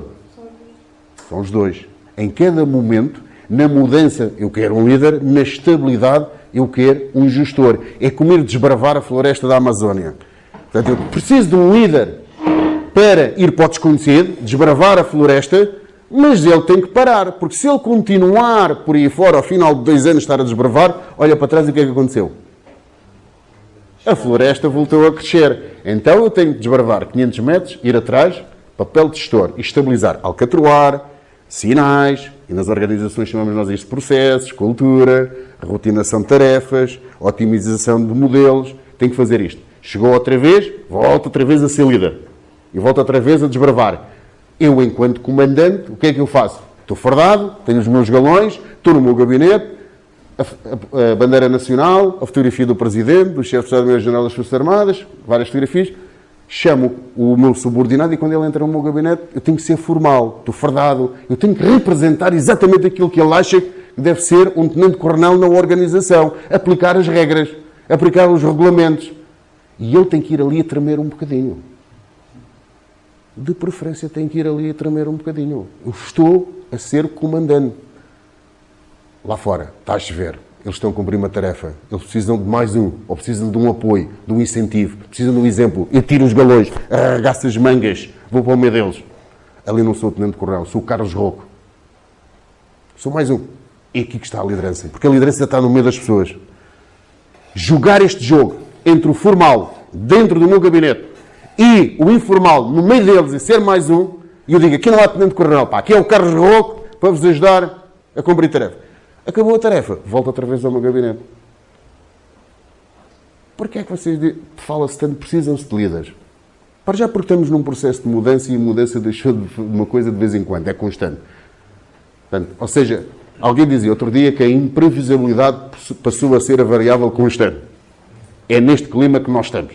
Portanto, e aqui, por isso, fala-se muito de líderes. Mas este papel também do gestor ou do comandante também é necessário. E há uma certeza que eu tenho. Em tempo de crise, nós já não temos tempo de ir à abordagem da psicologia, dizer assim, olha, tu fazes isto se tu quiseres. Em tempo de crise, em que é preciso um ritmo acelerado, se calhar em vez de líderes precisamos é mesmo de gestores. Daqueles gestores que andem com um chicote. Não estou a dizer no verdadeiro sentido da palavra, mas que andem constantemente a controlar. Já fizeste a tarefa? Já tiraste? Então porquê é que não fizeste? Daquelas pessoas que não dizem assim, que grande amelga. Lembram-se dessas pessoas? Ou conhecem este conceito? Que grande amelga, não me deixa respirar um bocadinho. Mas nós sabemos que essas pessoas fazem acontecer. Às vezes há aqueles líderes, todos gostamos deles. Ele recebeu uma missão para fazer qualquer coisa e nós fugimos todos. E com ele não vou, porque isto já sei que não vai ser cumprido. E às vezes aquele melga, que nós costumamos dizer, odiamo-o. Mas quando ele recebe uma missão, vamos com ele, porque sabemos que ele leva-nos ao sucesso. E todos nós gostamos do sucesso. Qual é a forma de expressar o sucesso para si? Esprema lá o sucesso. Uma felicidade de ter cumprido alguma coisa. E você? Yes. E você? Fixe, meu. E você? Assim. E você? Com um grande sorriso, já vi. E você? Também. E você? E você? Então, são coisas simples. São estas coisas simples que nós, no final de cada tarefa, temos que fazer. Porque vocês não sabem quanto isto descarrega a tal dopamina que eu falei, que é aquilo que é provocado pelo chocolate. Vão ver? É isto que nós temos que fazer no nosso dia-a-dia, para ter uma sensação de bem-estar, uma sensação de euforia, estar eufóricos, estar inspirados. Pronto, e esta desempenhar 2 papéis, e vocês dizem assim, Tenente Coronel, como é que isso se faz? É aqui que está a arte. A maior parte, e eu hoje, aos meus 51 anos, olho para trás e tenho um laboratório natural que é o contexto militar, onde nós somos muito iguais, na farda, na forma de pensar, nos valores. Muitos de nós entramos na academia ao mesmo tempo e eu, observador, para um investigador, isto é uma coisa extraordinária. Este laboratório é muito igual, porque há muitas variáveis influenciadoras que saltam. E eu estudo e digo assim, e sobretudo vejo aqueles camaradas que andaram comigo na academia e digo assim, bem, há uns que tinham estas competências e continuam com elas. A única coisa que me deu foi a carcaça. A carcaça mais velha.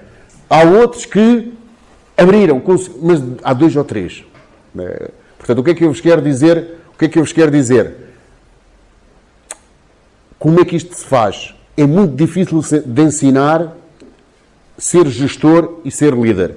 Mas posso-vos dizer que o gestor é aquele que está há muito tempo dentro do seu gabinete e não consegue criar relações interpessoais com os outros. Por exemplo, eu não tenho nada contra os contabilistas. Atenção.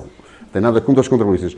Mas vejam, de uma forma geral, nós olhamos para os contabilistas, são pessoas que estão dentro do seu escritório, olham muito o detalhe dos números, olham a profundidade dos números, são pessoas importantes, porque nós precisamos destas pessoas na equipa, porque há muitos de nós que só olham para a generalidade da coisa. É como um copo, se tiverem um copo cheio de pedras, vocês dizem que ele está cheio, está ou não está? E se vocês lá meterem areia, e depois se meterem água, cabe sempre mais alguma coisa. O contabilista é sempre aquele que vê o detalhe. Às vezes, nas empresas, nós sabemos que é no detalhe que está o lucro. Mas, dito isto, o contabilista, quando vem para a rua e para se relacionar com os outros, como é que ele fica? Microexpressões, todo vermelho, ou não é? É mais ou menos esta figura que nós temos. Portanto, ou seja, este é um gestor e, às vezes, é gestor excepcional. É um comandante extraordinário. É eficaz do ponto de vista pessoal, é eficaz do ponto de vista organizacional. Mas como não se consegue relacionar com os outros, e porque hoje o mundo das organizações nos obriga a que todos nós trabalhemos ao máximo, sejamos criativos, sejamos proativos, porque as minhas mãos, os meus ouvidos, os meus olhos já não chegam ao ritmo a que as organizações estão, porque hoje houve uma variável extraordinária nas organizações e na nossa vida, que foi uma palavra que se chama ritmo. O tempo hoje é mais pequenino. Nós hoje vivemos, dentro do mesmo tempo, muito mais coisas. O ritmo. Você consegue fazer 10 km a andar, certo? E se eu disser-lhe assim, vai fazer 10 km em sprint, o que é que você faz? O que é que você me diz? Não consigo. Sérgio Ribeiro, não consigo. Mas consegue fazer quanto tempo? Consegue fazer quanto tempo? Há mais ou menos. 10 km? Em sprint. Não. Consegue eu digo assim, ou seja, vai fazer 10 km em sprint. E você, como é obediente, começa a correr em sprint. E depois chega mais ou menos ao fim de 100 metros, nem isso. 20, vá. 70. 70. Okay. 70 metros. Depois a energia queimou toda. 70 metros. O que é que faz ao fim de 70 metros? Cai, provavelmente. E sabe como é que chama essa palavra? Sabem como é que chama este cair nas organizações? Absentismo. Depois vou ao médico, peço-lhe um atestado médico, por aí fora, ou estou num semáforo vermelho e digo assim, começo logo a suar só para saber que vou para uma reunião e telefono ao meu chefe e digo assim, chefe, e depois vou ali para Cascais beber umas cervejinhas. E depois telefono lá do bar, ali junto ao mar e digo, chefe, olha, o meu filhote deu uma diarreia, estou aqui no hospital nas urgências. É o absentismo puro. É onde nós estamos. Porquê? Porque nos colocaram um ritmo que nós só de pensar que vamos para aquele local, entramos logo. Ainda se fosse a 140 eu aguentava. problema é que muitas vezes estamos a 160. E sabe o que é que acontece quando o coração entra a 160 e 170? Cria-nos uma coisa que é o ácido lático. Se eu a colocar a fazer isto com as mãos, muito rápido, o que é que acontece? O que é que vai acontecer? Chega a um ponto, a acumulação de ácido lático, e você já não consegue. É o que nos acontece a nós também, no diário.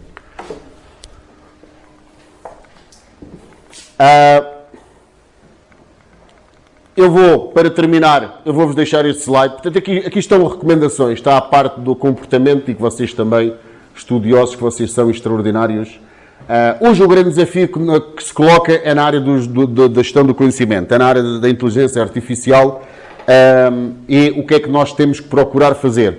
Desenvolver a inteligência competitiva, portanto, diferenciá-la. E essa inteligência competitiva, muitas vezes, depende de quê? Da experiência de cada um de nós colaboradores, dentro da organização. Como é que eu consigo transformar a experiência de cada um de vós? Porque, se eu há bocado disse ritmo e gestão de conhecimento, e aliás, gestão da mudança, ou mudança, a formação formal, não estou a dizer ensino, o que vocês estão a ter é ensino, a formação formal, nos livros, nos manuais, se calhar quando acaba, ou quando o manual sai, é publicado, já está obsoleto, ao ritmo das tecnologias, concordam comigo ou não? Então, qual é a melhor forma que eu tenho, dentro de uma organização, desenvolver este conhecimento? É através do conhecimento tácito, que é a experiência de cada um. Mas para isso eu tenho que desenvolver uma competência extraordinária do século XXI. É a capacidade de quê? De reflexão, a capacidade crítica e refletir como é que eu faço isto de sistematização. Porque muitos de nós fazemos a mesma coisa de forma extraordinária, mas nunca pensámos porque é que eu faço isto bem. Então esta é, nas organizações modernas, transformar a experiência dos seus colaboradores todos, sobretudo dos talentosos, e rapidamente introduzi-lo aonde? Rapidamente introduzi-lo no capital intelectual que depois se transforma, depois trabalhado em competência competitiva. Portanto, isto foi mais ou menos aquilo que eu vos disse, e eu só vos vou dizer uma coisa, uma experiência, um estudo, também ganhei um prémio num congresso internacional, porque eu ganho muitos prémios por uma razão muito simples. Como o contexto militar é uma coisa nova quando chego aos congressos, e muitas vezes eles acham que nós pensamos assim à quadrado. E depois nós surpreendemos. E depois surpreendemos mesmo. Ei, Carlos, eu nunca pensei, pá, isto é extraordinário. As melhores práticas. Isso é extraordinário. De tal maneira que o MIT, penso que é o MIT, ou é Harvard, ali ao lado, que tem agora os grupos de discussão, as melhores práticas. Porque eu faço parte de um grupo do MIT e de outro grupo também. Se repararem, há muitos grupos de discussão que está inscrito das melhores práticas. Provavelmente inspiraram-se em mim. O que é que eu fiz? Com a ajuda dos meus cadetes na Academia Militar. Sempre que um comandante ia para as Forças Nacionais destacadas em missões, para a Bósnia, para o Kosovo, para o Afeganistão, em missão, ele regressava, aliás, como agora tenho 75 alunos a fazer, finalistas, vão entrevistar os comandantes e dizer assim, conte-me uma história de sucesso. Claro que se eu dissesse, conte-me uma de sucesso, eles disseram assim, eu só tive sucesso na missão, pá. Não tinham histórias, não é? Conte-me uma história, às vezes duas. Quando eles sentem que aquilo não correu bem, conte-me duas histórias. O que é que eu vou fazer? Análise qualitativa, certo? Faço a análise qualitativa para transformar isto em competências, certo? Para quê? Para saber e dizer aos comandantes futuros que vão para lá, olha, tu para teres sucesso na missão tens que ter estas competências, estas e fazeres isto e isto. Portanto, foi este trabalho. Portanto, o que é que vocês têm aqui? Têm, por exemplo, oficiais subalternos e capitães, e depois têm aqui oficiais superiores. Isto foi um estudo já feito há bastante tempo. Agora, vocês não imaginam o que é 30, 60, 90, 120, 150, 180, 210. Vocês não sabem o que é fazer 210 entrevistas e fazer análise qualitativa. Não sabem o que é isto. Por isso é que isto ganha um prémio também. E eu posso-vos dizer, pronto, isto são as tais competências que eu analisei. Depois, através aqui de regressões lineares, aliás, neste caso, 0 e 1, portanto, o que é que nós fomos aqui fazer? Fomos identificar quais são as competências que contribuíram mais para aquela história de sucesso. E pronto, se vocês quiserem, que vocês dizem, então, mas como é que eu posso aplicar isto? Numa tese de doutoramento, gestão de conhecimento, através das histórias de sucesso. Vocês estão muito na área da inteligência artificial, não é verdade? Ou não? É tecnologia, mais tecnológica. Mas é a partir dos gestores da indústria identificar também as melhores práticas, mas com um desafio maior. Tudo isto ser feito de forma automática. Ou seja, eu em vez de estar o Tenente Coronel Roca a analisar e fazer análise quantitativa, hoje já existem muitos programas que transformam logo as nossas palavras em texto. O texto transforma-se logo, palavras-chave, em quantitativo, em percentagens, por aí fora, e em frequência. E no fim, apresentam-se logo modelos, no final ter 10 histórias, 20 histórias, tudo isto seja automático. Se vocês tiverem isto, eu convido, se quiserem fazer uma coisa parecida com esta, e se juntarem a biotecnologia para medir com as palavras. Hoje também existe um sistema, uma tecnologia americana para estudar as microexpressões, para estudar a voz, para estudar os olhos, para estudar o batimento cardíaco, para estudar o stress através da tensão arterial. O grande desafio é... Claro que vocês... já estou a falar de várias teses de doutoramento nisto tudo. Juntar isto tudo e transformar numa coisa que se pode chamar BioLeader, qualquer coisa knowledge, artificial knowledge, qualquer coisa parecida com isto. Uma marca. Portanto, são convidados para ingressar num dos meus projetos na Academia Militar, que eu também sou vice-presidente do Centro de Investigação da Academia Militar. Há sempre calls, portanto, fazer um grupo de trabalho, ir submeter a uma call, porque hoje no contexto do Exército, no contexto militar, é onde nós estamos, é onde está a nossa investigação, na bio, qualquer coisa. Isto para quê? Para monitorizar o soldado, para garantir o seu bem-estar e para garantir a sua saúde no seu dia-a-dia, no local de trabalho, tanto em tempo de paz como em tempo de guerra, mas isto também pode ser transportado para o contexto do trabalho civil. Sei que vocês, a vossa guerra é outra, desculpa o termo, é mais na área das tecnologias puras e duras, portanto aqui entramos mais dentro do soft, qualquer coisa, mas fica o desafio. E pronto, não demorei as tais 3 horas, também não fiquei nos 40 minutos, peço desculpa, Alexandre. Estou à vossa disposição para tirar qualquer dúvida. Falei aqui de muitas coisas, ideias-chave. Das teorias da liderança normalmente demora 8 horas. Tenho 8 sessões para falar das teorias da liderança. Aqui falei um pouco mais de 5 minutos, portanto, muita coisa ficou por dizer. Obrigado, foi uma turma muito, muito atenta e interativa também. E estou à vossa disposição. Muito obrigado. Afinal, Inês, também mereci. Palmas. Vamos aí para perguntas. Não sei, querem fazer algum comentário? Pergunta? Eu queria fazer uma pergunta. O meu nome é Fábio Oliveira. Eu fiquei com uma dúvida na parte da sua parceria com o Instituto de Nanotecnologia. É só uma questão de monitorização das reações das pessoas ou também há, por exemplo, a aplicação de algum tipo de farmacologia ou... Farmacologia está relacionado com... Eu vou só aqui... Peço desculpa voltar-vos as costas, mas vou só aqui acender a luz. Agora já não se justifica estar a luz apagada. Ok. É comunicação, a luz, não é? Sim. Portanto, então, farmacologia. É da área da farmacologia? Não. Era só para perceber, como falei na nanotecnologia, se há partículas... A farmacologia, o que é farmacologia? São químicos. Sim. Portanto, ou seja, relativamente aqui ao centro, ao INL, colocam-se vários desafios. Portanto, o primeiro, na área da nano, nós temos, o nano divide-se em 3 partes. Não é verdade? Divide-se em 3 partes. Se é que ele é circular, pode ter outra configuração qualquer. Mas a primeira parte é a energia. Como é que isto é alimentado? Que energia do corpo. Certo? A outra parte é como é que eu transmito isto, transmissões. Tem a ver aqui com a rede eletrónica. Eu vou ter que transmitir, mas provavelmente o sinal não é assim tão forte para ir para um computador ou para ir para um receptor muito mais longe. Se calhar tem que ter aqui um retransmissor.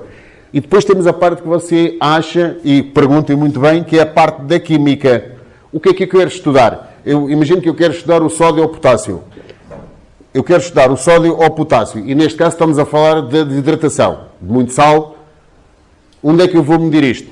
Posso medir isto na urina, posso medir isto no sangue.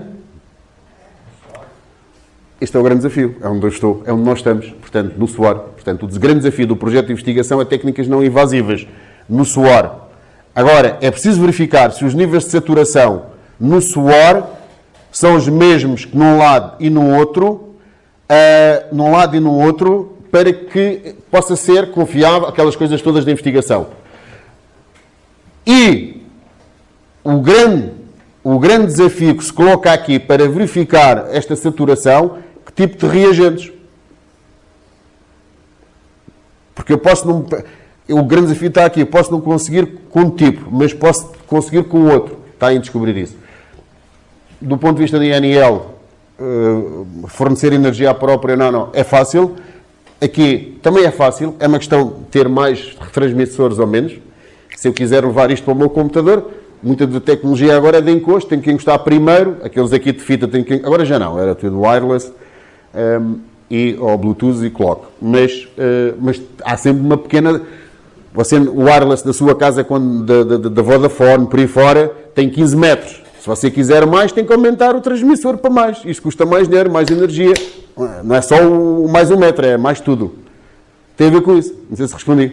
Portanto, o grande desafio que se coloca, o INL, capacidade para isto, o diretor diz que isto é fácil. O grande desafio, o INL tem capacidade para fazer isto, lá, mas os seus investigadores estão orientados para outras prioridades.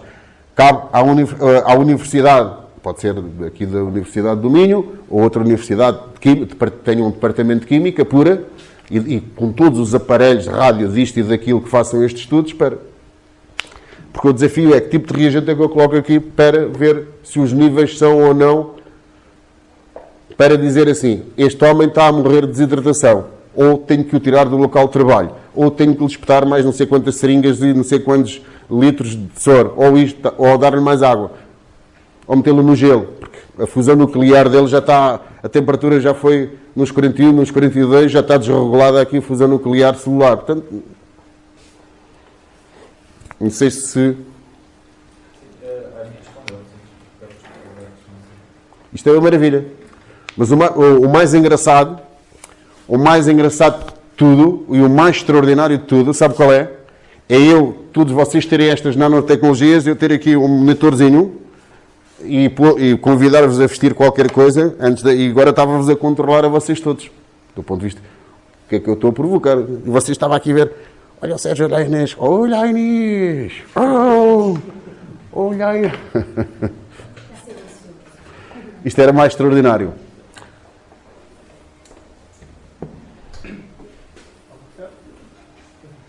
Paulo Flores, a minha questão é mais uma curiosidade.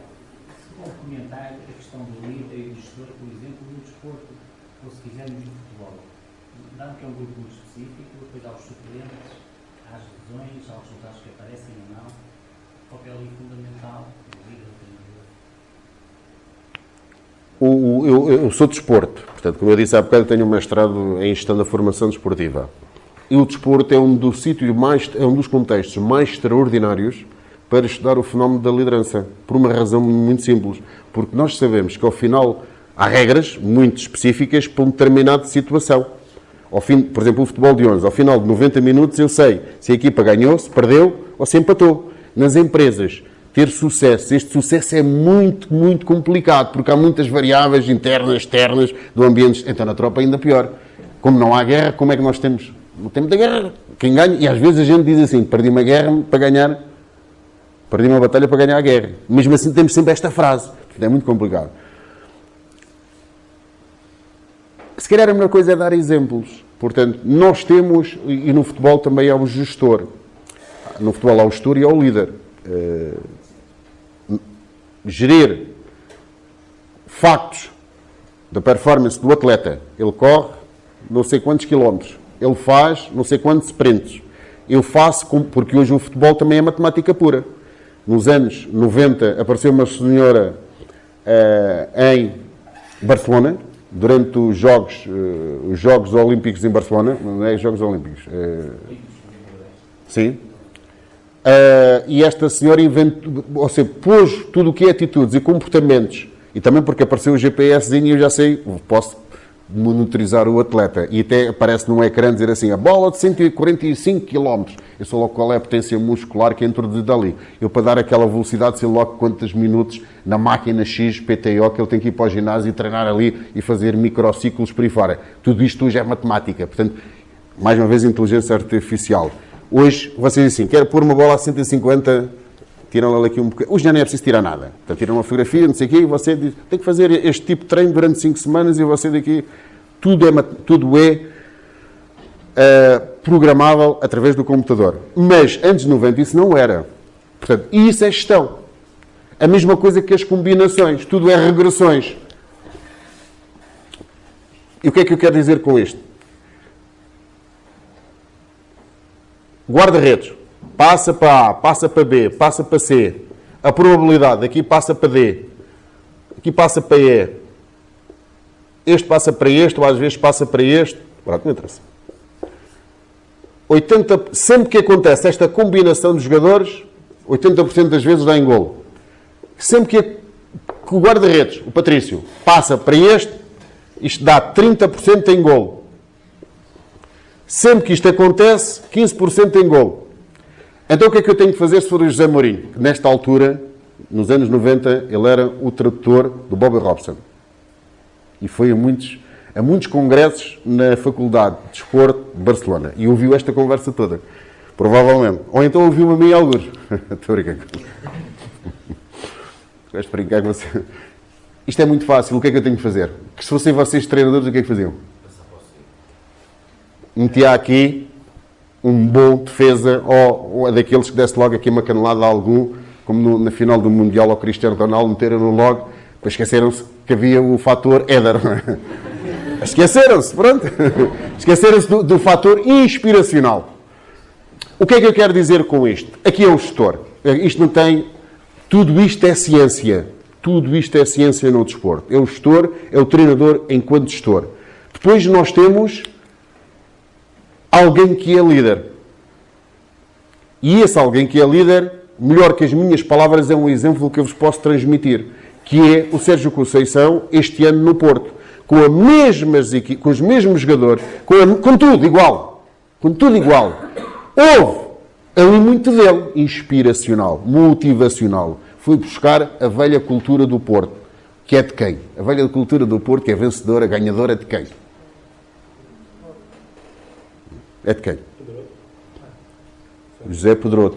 Exatamente. Nem sequer é do Pinto da Costa, de Pedroto. E ele voltou a chamar os dragões que estavam adormecidos, o animal dragão voltou a acordar. E ele voltou a apelar onde ao coração. O gestor está no racional, o gestor está na ciência, o líder está no coração, está nas emoções mais fortes, que é a paixão. E como voltou a dar algo extraordinário aos jogadores, que foi paixão para aquilo que eles fazem. Não é por acaso que eles vão ao centro, fazem aquilo, não fazem mas pronto. Juntam-se para dar o conceito de família, o conceito de afeto, que também nós militares fazemos isso. Por isso é que nós vivemos em 4 muros durante muito tempo, para vivermos o conceito de família, o afeto, e morremos uns pelos outros. É isto que ele está a transformar. E é aqui que está a arte da liderança. E depois há uma palavra-chave aqui que o Sérgio Conceição falta.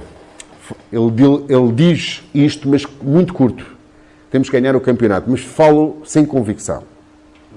Com pouca convicção. O Mourinho aí é mais frio, é mais tudo, falta de humildade, que é o último nível da liderança, a humildade. Por isso é que o Cristiano Ronaldo e o Mourinho não se conseguem impor a opinião, falta-lhes ali qualquer... Tem que chorar. Um dia destes tem que chorar. Tem que meter ali umas lágrimazinhas e o povo diz assim, é dos nossos. E... Mas é chorar a sério. O que é que o Mourinho faz?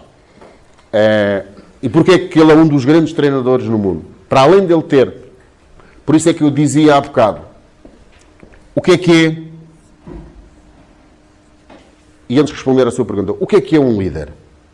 Quem é o líder do campeonato? Aqui. Quem é este ano? É o Porto. Quem é o líder das melhores empresas, das grandes empresas?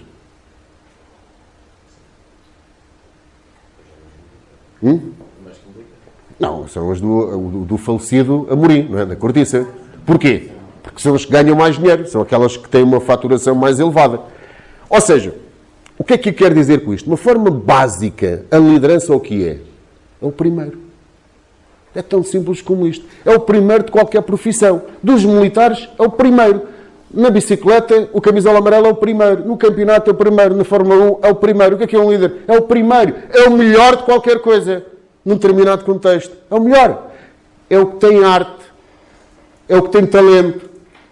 O que é talento? Ninguém sabe. É uma valorização sobre qualquer coisa que os outros fazem. Liderança não é mais que isso. Então qual é o líder dos treinadores? É o que faz melhor. Então vamos ver porque é que o Mourinho é o melhor. Quando ele foi para o Leiria, o que é que ele fez no Leiria? Ganhou o campeonato? Não. Mas conseguiu pôr o Leiria aonde?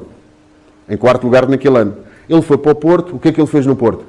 O Porto não tinha já ganho muitos campeonatos? Já. Não tinha já ganho muitas taças? Já. Não tinha já ganho ligas? Já. Mas o que é que ele fez? Ganha tudo no mesmo ano. Foi ou não foi? Ele foi para o Chelsea. O que é que ele fez? O campeonato não é abaixo de simpatia. Nem mais. Ele foi lá para os italianos. O que é que ele fez? Que fez? Que o Inter já não estava por nada. Ele ganhou a Champions. Já estava aí em baixo. Ele foi para o Real Madrid. O que é que ele fez? Não sabe. Acabou com a hegemonia do Barcelona no campeonato. Não sabe, mas eu vou-lhe dizer. Ele prometeu o campeonato. Quando ele chegou lá, prometeu o campeonato aos madrilenos. Não, porquê? Porquê? O que eles faziam todos os anos era ganhar campeonatos. Para eles serem felizes, o que é que lhes faltava? A taça do rei, que já há 20 e tal anos que não a ganhavam. E ele disse assim, o campeonato não vos promete, mas há uma coisa que eu vos prometo. A taça do rei. O que é que ele ganhou nesse ano? A taça do rei. Foi agora para o Manchester United, ganhou, ficou em lugar. Foi uma vergonha. Eu até me senti, quando dizia assim, tu és português, eu quase que fugia. Claro que ele fugia. No campeonato. Mas o que é que ele ganhou? Quantas Ligas Europa é que tem o Manchester United? Neste momento. Uma foi aquela que ganha pelo José Mourinho. Então o que é que o José Mourinho faz? O que é que o José Mourinho faz? Coisas extraordinárias. Faz coisas que vão ao encontro de uma palavra-chave que eu pus aqui. As expectativas para o ideal. Se ele prometer uma coisa, se ele tentar motivá-lo, se eu tentar inspirá-lo, se eu tentar influenciá-lo por tudo aquilo que você já tem, você diz, não, assim não chega lá. Parece a nossa conversa de homens para as nossas namoradas, não é? E elas dizem assim, tu assim não chegas lá. Se não for um diamantezinho. E tem que ser a grande, porque pequeninos já eu tenho muitos. É não? Tal e qual. Tem que ser algo de extraordinário. Tem que ser algo... Concorda comigo? Concordo. Portanto, a arte entre o gestor e o líder está nisto. Um tem a ciência e o outro tem a arte. A arte para quê? Para levar o coletivo a algo de extraordinário. E só para terminar, o que é que tem que ser um grande homem? Eu não vou chamar nem gestor nem líder para não vos confundir. Um grande homem é uma grande mulher dentro de uma empresa para ser, num momento, líder e noutro, gestor. Tem que ser um grande matemático e um grande filósofo. Tem que compreender o fenómeno, tem que ter clarividência, tem que ter tato, porque um líder não pode ir tudo atrás do que luz, e um bom gestor tem que ter o pensamento lógico, tem que ter a razão, um pensamento crítico, a reflexão, tem que ter isto tudo. O equilíbrio entre os dois é uma máquina de guerra. Não sei se querem... Eu tenho também aqui uma dúvida, depois desta conversa toda. O objetivo, que é o controle, sempre o controle das emoções, e isso não pode como é que eu ia dizer, acabar com depois a função de um líder. A parte de conseguirmos controlar as emoções e adaptarmos cada pessoa às suas expectativas e necessidades, depois não pode... quer que um líder depois pode fazer. Esse é o grande desafio, porque, vamos a ver, são duas coisas diferentes. Expectativas e necessidades num lado e emoções no outro. São coisas diferentes. As expectativas, as emoções é algo biológico, é algo meu, que é um resultado, são sensações ou percepções que eu tenho da interpretação que eu faço sobre a natureza, ou sobre um objeto, ou sobre uma coisa. Portanto, a emoção que eu tenho, se calhar, a emoção que eu tenho, se calhar, em olhar para uma cobra, a emoção que eu tenho é completamente diferente da Inês a olhar para uma cobra. Ela foge logo. Há 7 patas, desculpa o termo. Vamos a um bicho mais pequenino. A emoção que eu tenho perante ver uma aranhazinha, a Inês, ao ver uma aranha, o que é que faz? Se calhar nada. Mas quem tem muito medo de aranhas? As mulheres normalmente têm, não é? Têm medo de aranhas. Pronto. Ou seja, perante o mesmo objeto, neste caso, a minha emoção é completamente diferente. Mesmo eu, em momentos diferentes, segundo o meu cansaço físico e psicológico, perante o mesmo objeto e a forma como ele me influencia, as minhas percepções e sensações, eu tenho emoções completamente diferentes. Eu vou-lhe dar um exemplo. Se eu acordar logo de manhã e for ali para Monsanto, que eu moro no Restelo em Lisboa, e for para Monsanto e olhar para aquela subida, eu vou com alegria. É para mais uma subidazinha hoje para exercitar aqui o meu músculo, para oxigenar o meu cérebro e ir bem para a academia militar. Se for às 7 da noite e vou ver a mesma subida, cansado, tantas reuniões, pá, tenho que subir aquilo até lá acima. Vou ao contrário, para ser uma descida.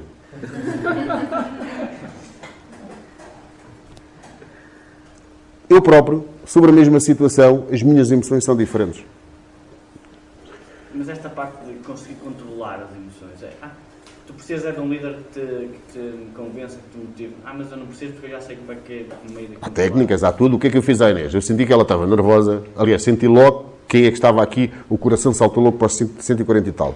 Que é uma coisa que um líder tem que saber. Eu, para gerir as suas emoções, eu tenho que sentir cada um. Eu fecho os olhos e estou a sentir 600 cadetes. É como eu estivesse lá. É como se eu fosse a consciência deles. Para eu saber, quando eles estão aflitos às 3 da manhã e precisam assim, eu precisava tanto aqui do Tenente Coronel, e quando ele olha para cima, estou ali ao lado dele. E ele pergunta assim, mas como é que adivinhou? Se eu não tiver esse pensamento, essa sensibilidade, você pode gritar o mais alto possível que eu não estou lá ao seu lado.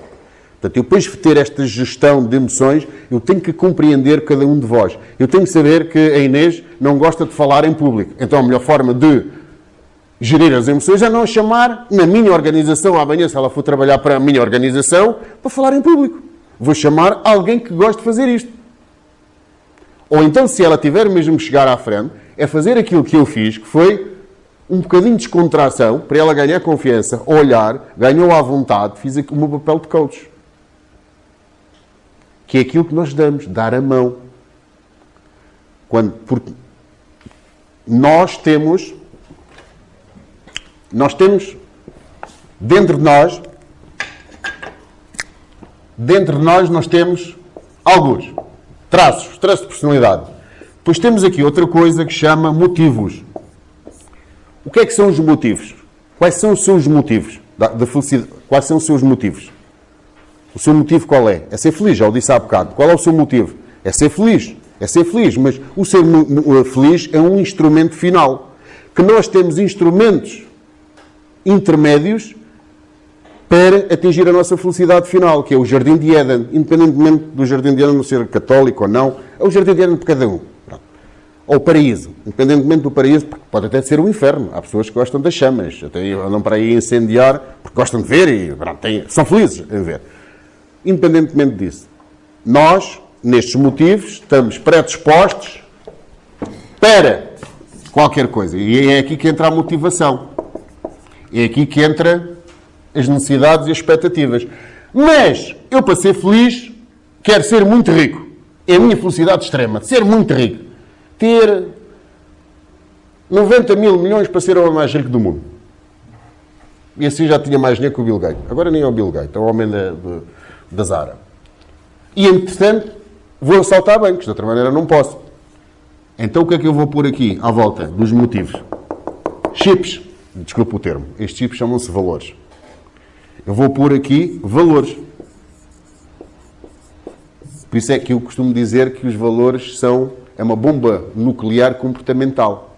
Diz-me os teus valores e eu dir-te a quem és. E é estes valores que não nos deixam ser selvagens. Que nos metem máscaras de... São bons para um lado, mas também são maus para o outro. Valores. E no meio disto tudo também temos aqui uma coisa que chamam emoções. Porque as emoções alteram todo o nosso estado. Eu posso ser um homem muito natural aqui e se calhar vocês se forem ali à autoestrada e eu tiver um acidente e vocês passarem lá e estou eu aos morros lá uma senhora velhota com 70 anos e ela a dizer assim não me bata mais e no chão e ainda e dizer assim que ele não é o tenente-coronel da sala. Portanto, as emoções alteraram completamente o meu estado de espírito e a minha forma de ser. Eu disse, calma aí, porque alteram completamente. E nós sabemos o quê? Nós sabemos que temos aqui emoções positivas e temos aqui emoções negativas. Eu, como líder, posso, muito bem, inspirá-lo. Eu pô-lo eufórico. Paixão. E aqui, você já disse há bocado, medo, ansiedade, nervosismo. Ah, não é? E vocês dizem, estamos a ter um canal. Eu disse, se fizer isto, vá! Começar aqui aos gritos, vocês ficam logo. Tem alguma dúvida? Os tens dúvidas porquê? Coloca lá mais uma dúvida daquelas estúpidas que costumas pôr. Eles nunca mais fazem pergunta nenhuma.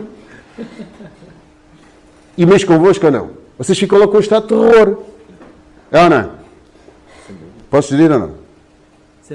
Você às vezes não vai para uma aula enquanto estudante e você vai tudo descontraído, tudo contente, até acorda mais cedo. Às vezes até acorda a assobiar. Porque é um determinado professor que lá está. E vai para outras aulas só para não levar falta. E por causa da avaliação. E você, quando entra ali na sala, vai logo a tremer. Então, o professor gera ou não gera as nossas emoções? Para não falar das organizações que eu sei que não têm essa experiência. Há chefes que eu às vezes vejo no corredor, fujo logo para o outro. Fico consoladores. Há outros que eu vejo no corredor, é logo um grande sorriso. Vocês sabem qual é o melhor comunicação não verbal para gerar emoções positivas no trabalho, no local de trabalho? De orelha a orelha. É este e o abraço. Dá cá um abraço. Porque um abraço é uma comunicação não verbal já de pessoas do afeto. Porque eu, quando começo a falar com alguém, com o Sérgio, olá Sérgio, como está? Está bom? Já me começa a aproximar. Se eu me encontrar 10, 15 vezes com o Sérgio, se calhar, olá Sérgio, já foi, depois um abracinho. Portanto, ou seja, um grande abraço, um grande sorriso, extraordinário para desenvolver um sentimento de pertença, de família, que é através do afeto. Agora, cuidado, está ali MIT Portugal. Se um dia forem aos Estados Unidos, não vão no corredor a tentar abraçar ou não, são acusados de assédio sexual, a uma menina, são acusados de assédio sexual e põem-vos logo à porta do edifício. Portanto, falar com uma menina nos Estados Unidos durante a hora de trabalho, olhos nos olhos. E não tirem o olho de lá, porque se vocês baixam um bocadinho o olho, diz logo... É preciso ter muito cuidado, portanto, das culturas também. Mas, geremos ou não, nós, a minha personalidade, eu sei falar... Aliás, não é preciso eu fazer nada. Vocês vão no corredor e vamos ao vosso contexto. Vocês vão aqui no corredor, vem um professor e vem outro.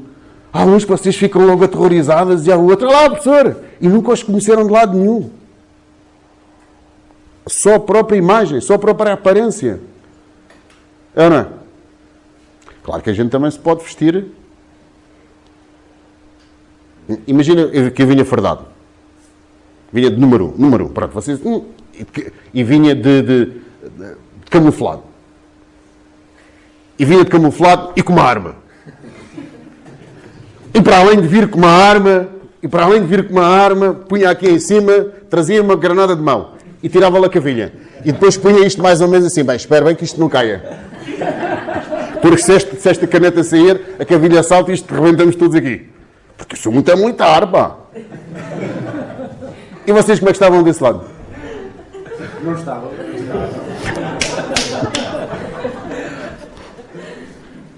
Estou a brincar com as palavras, estou a brincar com os gestos, mas estou-vos a mostrar que eu próprio estou a influenciar-vos porque vocês estão todos a rir. Eu próprio estou a mexer aí dentro de vós com a granada, portanto, estou ou não estou a mexer nas vossas emoções nestes últimos 10 minutos?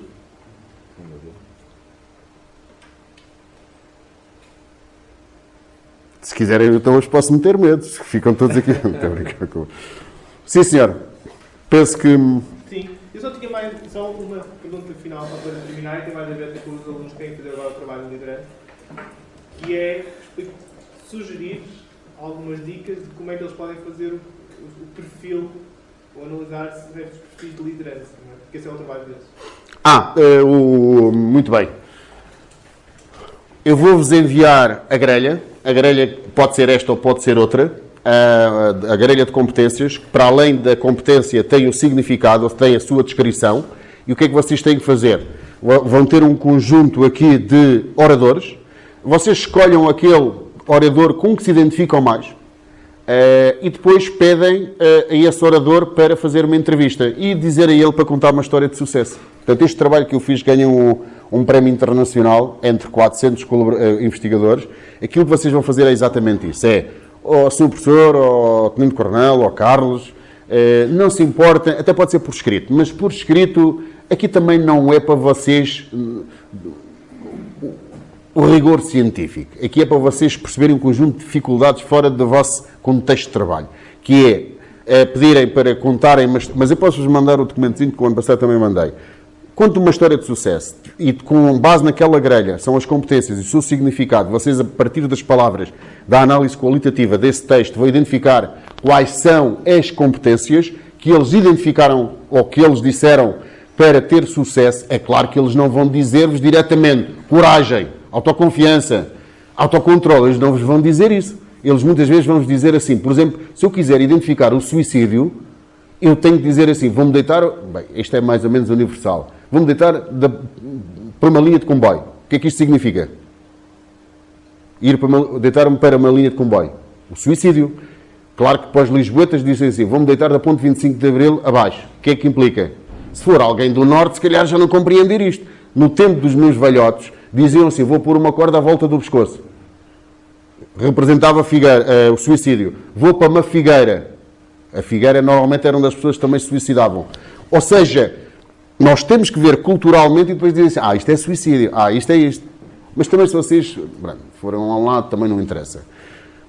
Com base nesta entrevista, nesta história de sucesso, vocês têm a tal grelha e depois vão pôr cruzinhas.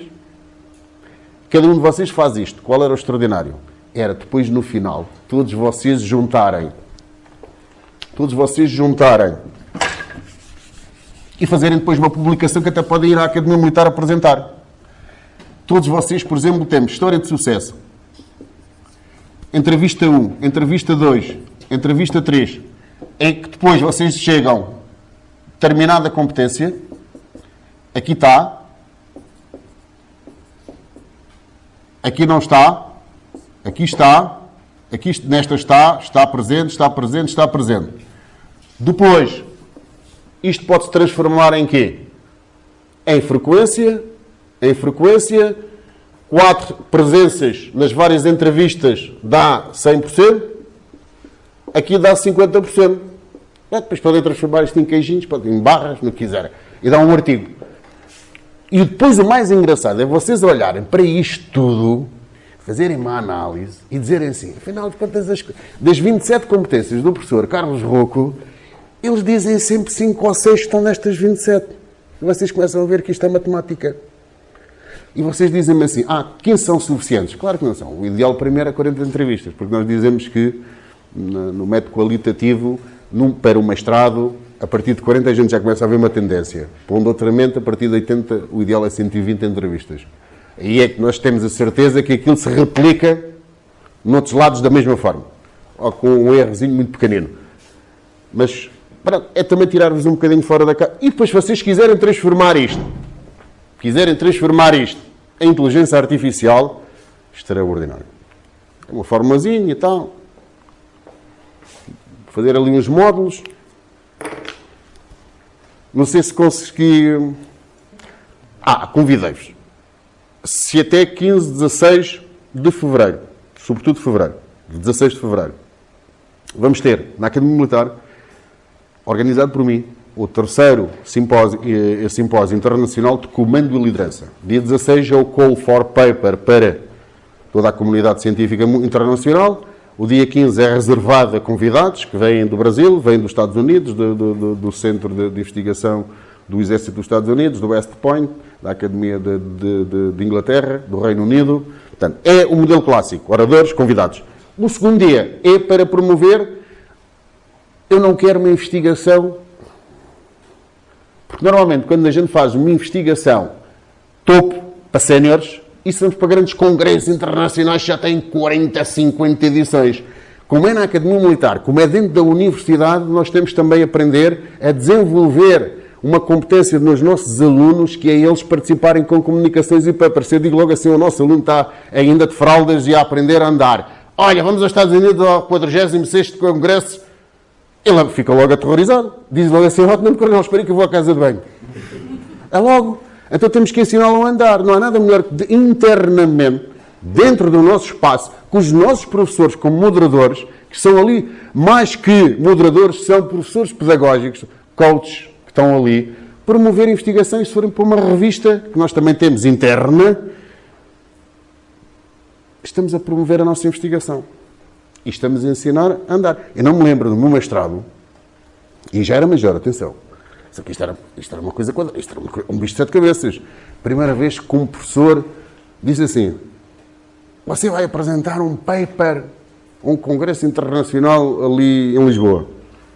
Eu lembro, e já era major, eu não dormi. Eu pensava assim, bem, agora vou lá encontrar os investigadores todos com uma grande cabeça, com uma cabeça tipo Einstein, tudo, óculos assim muito grossos, não sei o quê, vou para lá e eu muito pequenino.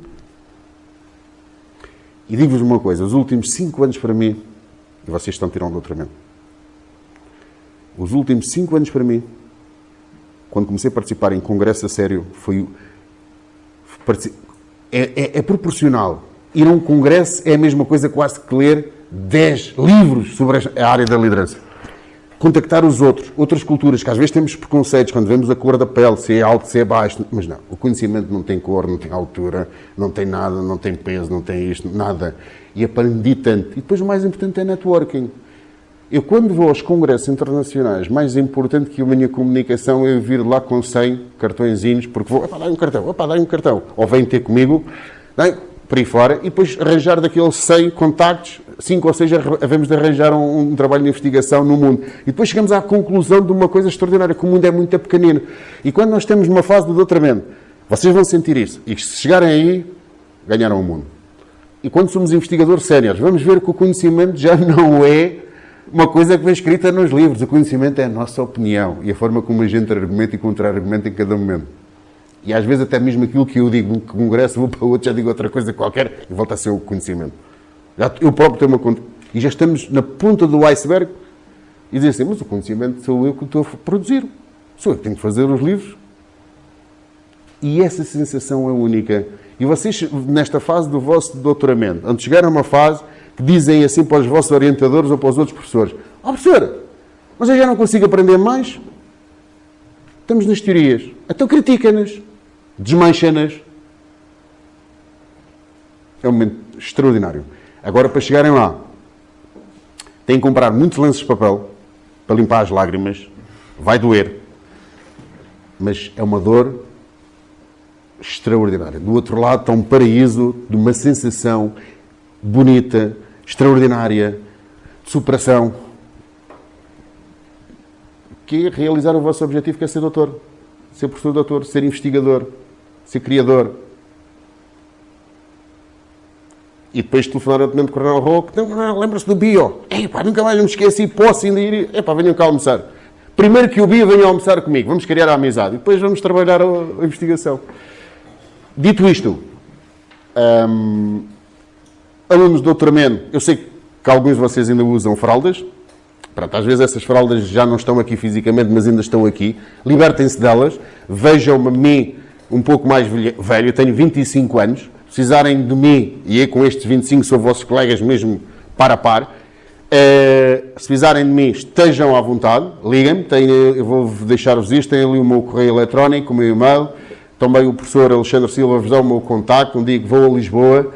tenham também a minha amizade e deixem-me pertencer ao vosso grupo de amigos. Vão a Lisboa, vão almoçar comigo à Academia Militar, que eu tenho todo o gosto de vos mostrar os nossos laboratórios, as nossas instalações, porque a Academia Militar não é minha, é de todos nós, é de Portugal. Portanto, façam o favor e obrigado pela vossa atenção, por maturar aqui durante 2 horas. Muito obrigado.